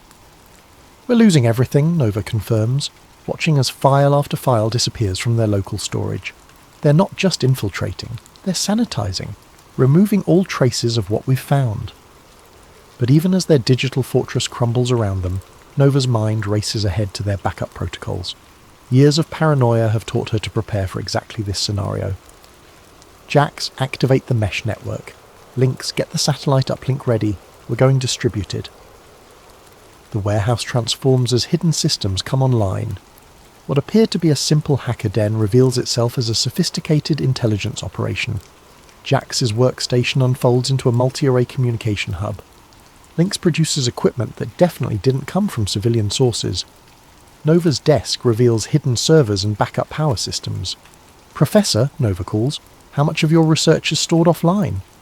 "Everything critical," Kael confirms. "I learned not to trust cloud storage after they destroyed my academic career." As their attackers continue dismantling their main systems, the team executes an evacuation protocol they've rehearsed, but hoped never to use. Critical files transfer to multiple secure locations. Communication channels shift to encrypted networks. Physical evidence gets packed into go bags. But Nova isn't running yet. Instead, she's doing something that would seem insane to anyone who doesn't understand her particular brand of digital warfare. She's tracing the intrusion back to its source. "What are you doing?" Lynx demands, watching her work as alarms continue screaming around them. "If they're watching us," Nova says through gritted teeth, "then we're watching them back." Her screen fills with a network traffic analysis, packet traces, and routing information. The attack is sophisticated, routed through multiple proxy servers and anonymization networks. But sophistication creates complexity, and complexity creates vulnerabilities. "There," she breathes, highlighting a data stream. "They're not just stealing our files, they're uploading something." The upload completes just as Nova isolates the data stream. a single file placed carefully in their system logs where it would be discovered during any forensic analysis. Child pornography, Lynx realizes, reading the file metadata. They're setting us up when law enforcement finds this place. We'll be dismissed as perverts and criminals instead of researchers, Nova finishes. Brilliant. Completely discredit us while making sure no one looks too closely at what we actually found. But Nova's trace has revealed something else, the real location of their attackers, and it's not some anonymous hacker collective or foreign government. They're operating out of the Protean Core building, she announces. Dr. Harrison Vale's company. The same people we watched discussing humanity's extinction 3 hours ago. Jax finishes packing their equipment. We need to leave, now. But Nova is still working, her fingers moving with the desperate speed of someone who knows this might be their last chance. Not yet. If they're monitoring us in real time, if they know what we've discovered, then they know we're a threat, which means... Her screen fills with a new data stream. Not an attack this time, but intercepted communications from the Protean Core building. They're having an emergency meeting, she realizes, right now, about us. She patches the audio through their speakers, and suddenly the warehouse fills with voices they recognize from the earlier recording. Confirmed they have the Phase 3 documentation, Dr. Vale's voice reports. Full technical specifications, implementation timelines, biological modification protocols. How is that possible? The WHO director's voice sounds strained. That information is compartmentalized across 17 different security classifications. Unknown, but their research capabilities suggest state-level intelligence resources. We may have a coordinated opposition. A new voice joins the call, the shadowed figure from the earlier recording, though now speaking with urgent authority rather than calm confidence. Irrelevant. They know enough to compromise the entire operation if they go public. We need immediate containment. What kind of containment? Dr. Vale asks. Total. The team, their research, their facility. Make it look like a lab accident. Chemical fire, explosion, whatever ensures complete evidence destruction. Nova's blood turns to ice as she realizes what they're planning. How long do we have? The WHO director asks. Tactical team is en route, 20 minutes. Nova starts shutting down systems, her movements sharp with controlled panic. We're blown. They're sending a kill team. 20 minutes? Jax checks their watch. That's not enough time to... It's enough time to do one thing, Nova interrupts, pulling up her final contingency protocol. We can't save ourselves, but we can save the evidence. She begins uploading their complete research archive to a decentralized network. Blockchain-based storage systems that can't be deleted or controlled by any single authority. But the upload is massive, and their internet connection is already compromised. Upload time, 17 minutes, her system reports. 3 minutes to spare, Link says grimly, checking his weapons, if their timeline is accurate. But as if summoned by his words, new alarms start screaming. Motion sensors around the warehouse perimeter. Thermal imaging detecting multiple vehicles approaching from different directions. They lied about the timeline, Nova realizes. The team is already here. Through the grimy windows, they can see black SUVs surrounding the building. Tactical lights sweep across the walls. Radio chatter echoes from outside, professional, coordinated, lethal. Upload progress, 32%, her computer announces.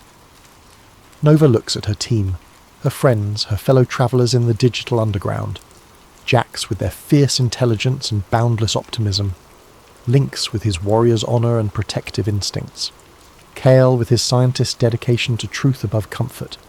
I need 8 more minutes to finish the upload, she says quietly. Can you give me 8 minutes? Lynx checks his rifle, the same model he carried during his government service.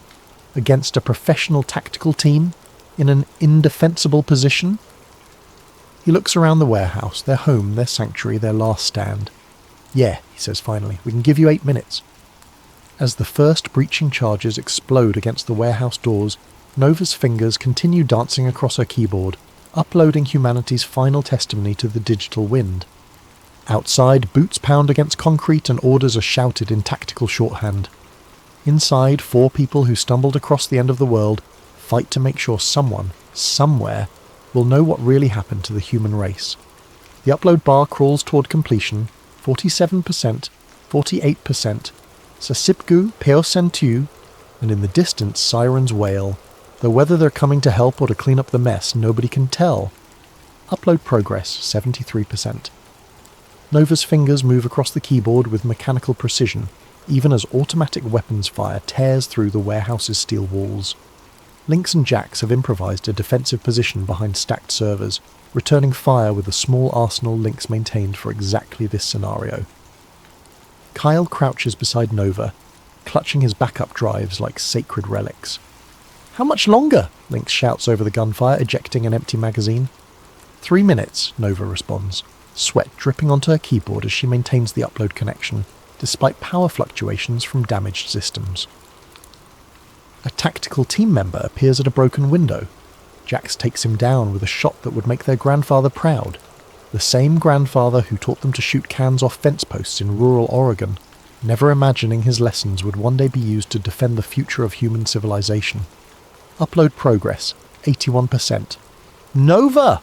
Kale shouts, pointing at the main screen. "They're jamming our satellite connection." She looks up to see their upload speed dropping rapidly. The decentralized network storage is failing as targeted electromagnetic pulses disrupt their communication arrays.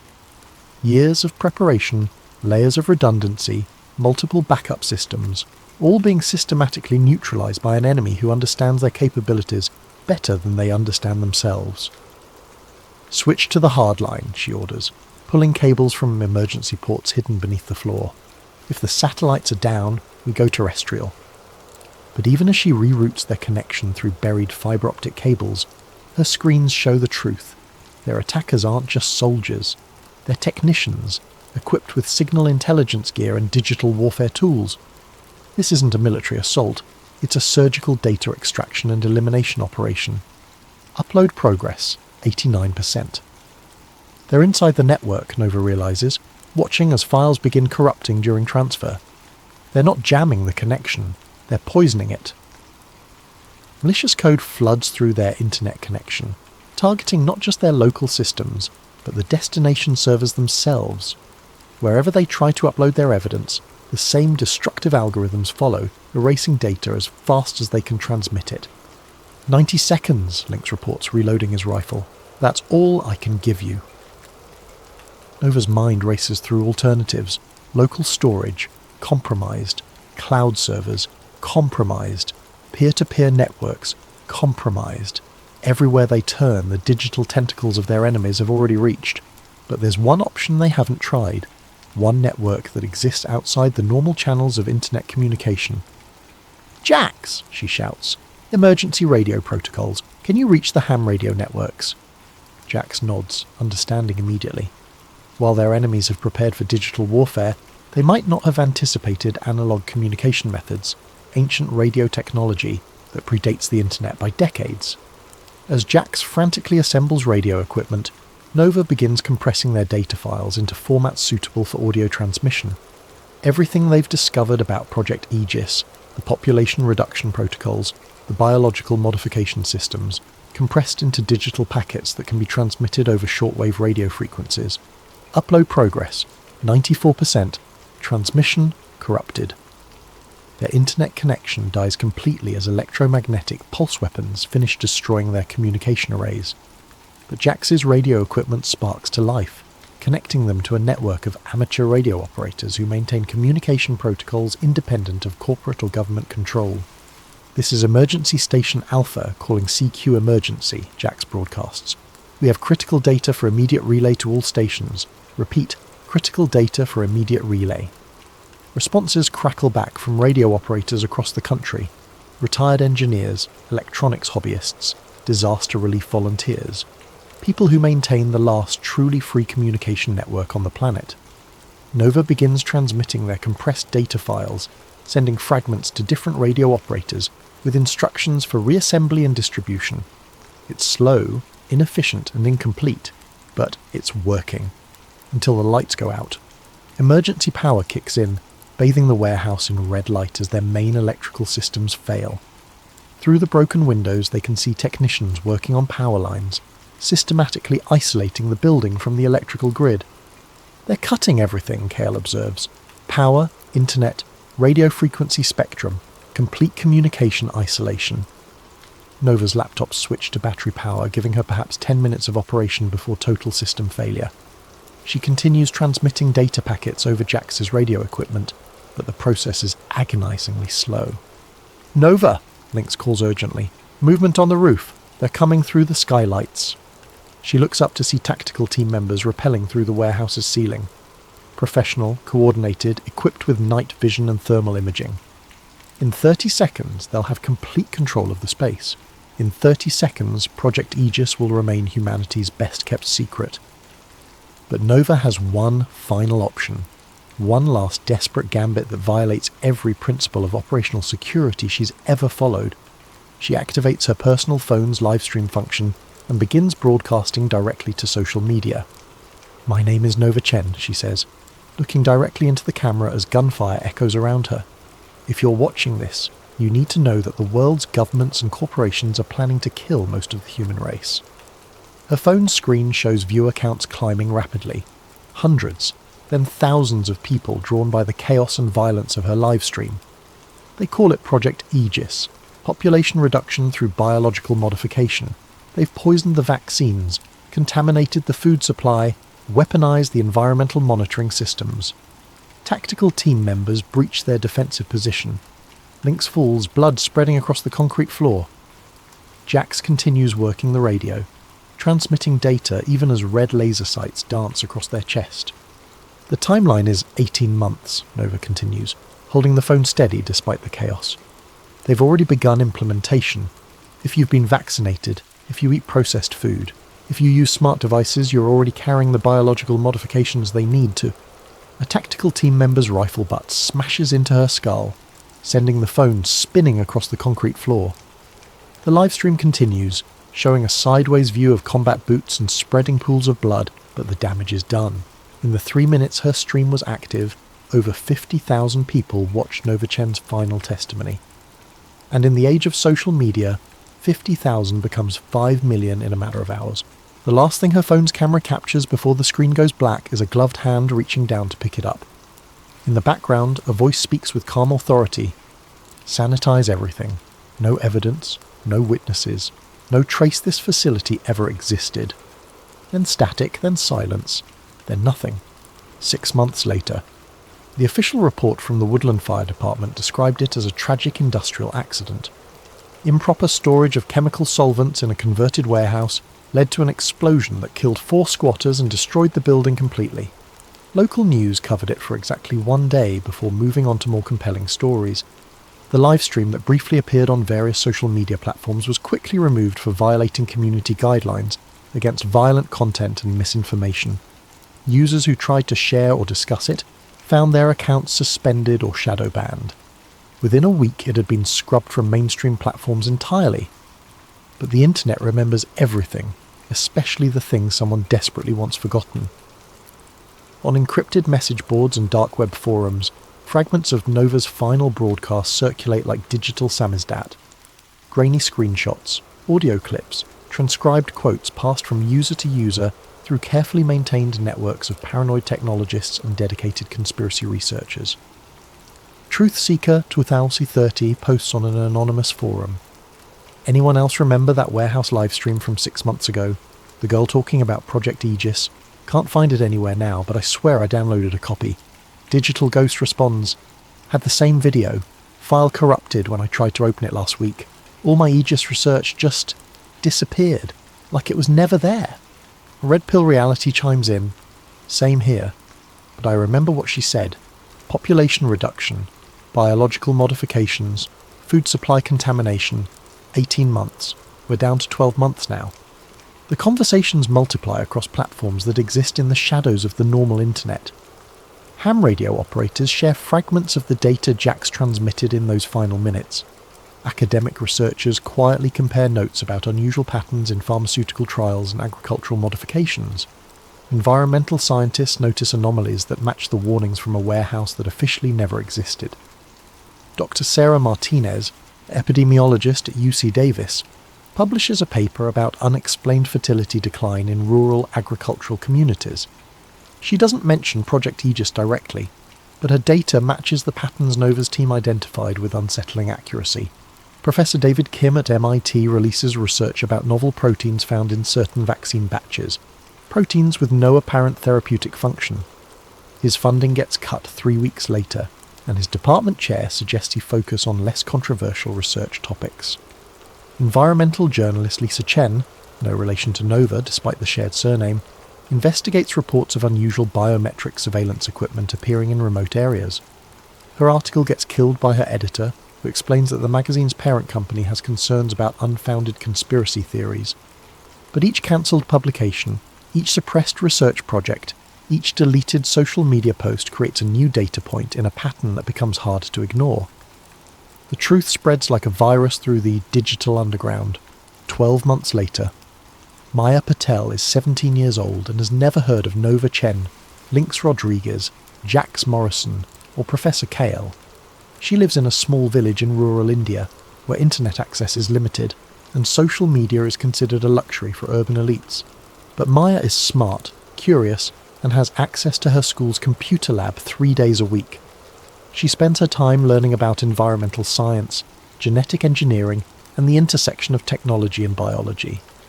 Her dream is to study at a Western university and help solve the world's agricultural challenges. It's during one of these computer lab sessions that she finds the flash drive. Buried in a box of discarded electronics donated to the school, wrapped in plastic and electrical tape like someone tried very hard to preserve it. The label, written in faded ink, reads, Population Zero Proof.Vault. Maya plugs it into the computer, expecting maybe some students' old homework or family photos. Instead, she finds 847 gigabytes of encrypted data files, research documents, intercepted communications, and video recordings. She finds genetic modification protocols, pharmaceutical patents, agricultural contamination systems, and psychological warfare strategies. She finds the complete archive of everything Nova Chen's team discovered about Project Aegis. The encryption is military grade, but Maya is patient and clever. She spends 3 weeks cracking the access codes, working during lunch breaks and staying after school until the janitor kicks her out. When she finally opens the files, she spends another week just trying to understand what she's looking at. Population reduction through coordinated biological intervention. Genetic modification systems activated by environmental triggers. Food chain contamination designed to cause sterility and immune system failure. Psychological warfare campaigns to normalize extinction and reduce resistance to authority. A timeline that originally targeted 2030, but has been accelerated to 2027. Maya realizes she's looking at the blueprint for humanity's planned extinction, and according to the timestamps on the most recent files, the final phase is scheduled to begin in 6 months. She copies everything to multiple storage devices and begins the careful process of verification, cross-referencing patent filings, pharmaceutical research, agricultural modifications, environmental monitoring data. Every piece of evidence Nova's team gathered, Maya confirms through independent research. It's all true, it's all happening, and almost nobody knows. But Maya Patel is 17 years old, raised in a culture that reveres education and truth-telling above personal safety. She doesn't consider keeping the information secret. She doesn't wonder if she might be wrong. She doesn't worry about the consequences of speaking truth to power. She uploads everything to every platform she can access. WikiLeaks, anonymous file-sharing networks, academic databases, social media platforms, government transparency websites, journalist tip lines, activist organizations, environmental groups, medical research communities. She translates key documents into 17 languages and distributes them through international networks.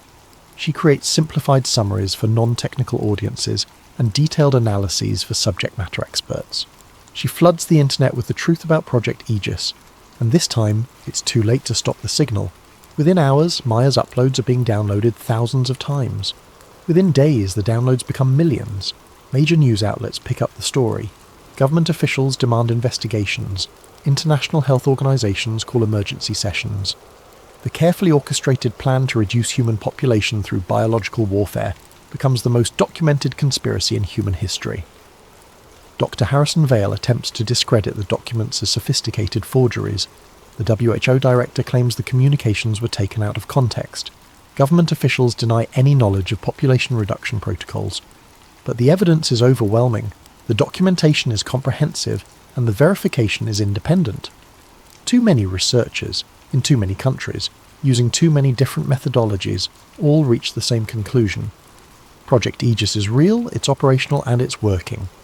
Global fertility rates have dropped 34% over the past 3 years. Autoimmune disorders have increased 78% in demographics that received certain vaccine formulations. Agricultural workers in modified crop regions show genetic markers consistent with engineered biological agents.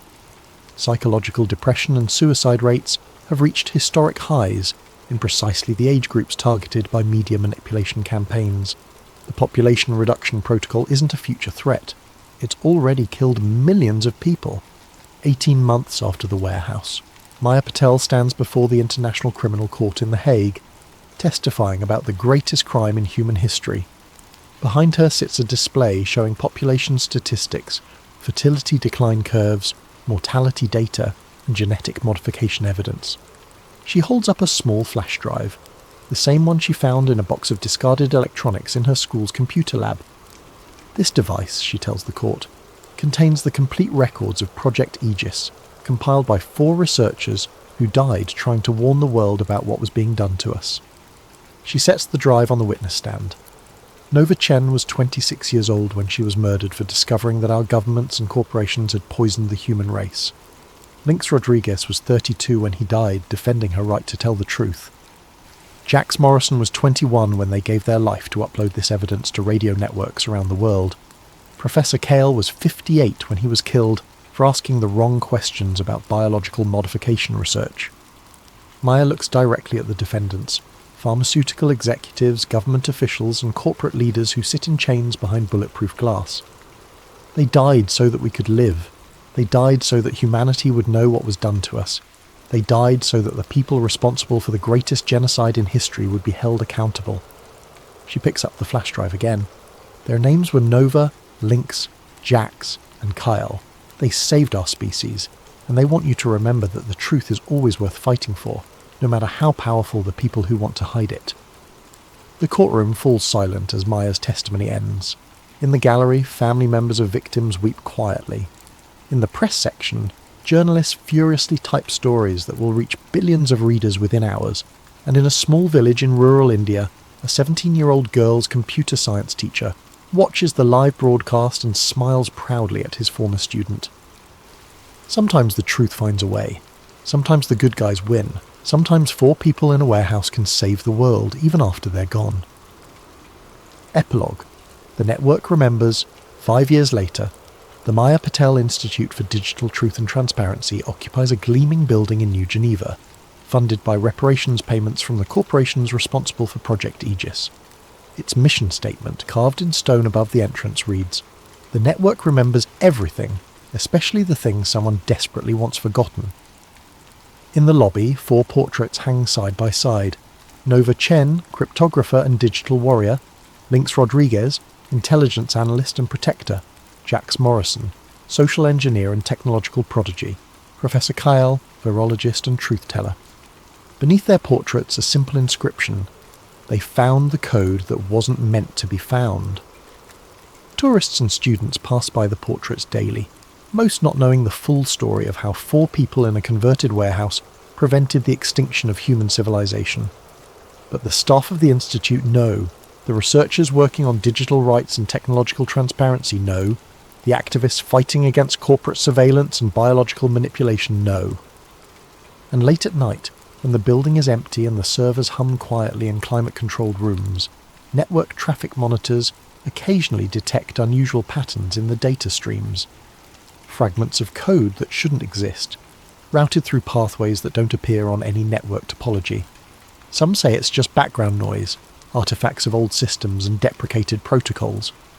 Others believe it's something more, digital ghosts of 4 researchers who refuse to let death stop their work, still uploading, still broadcasting, still fighting to keep the truth alive in the spaces between the data. The network remembers everything, and sometimes, late at night in the digital underground, the network remembers back.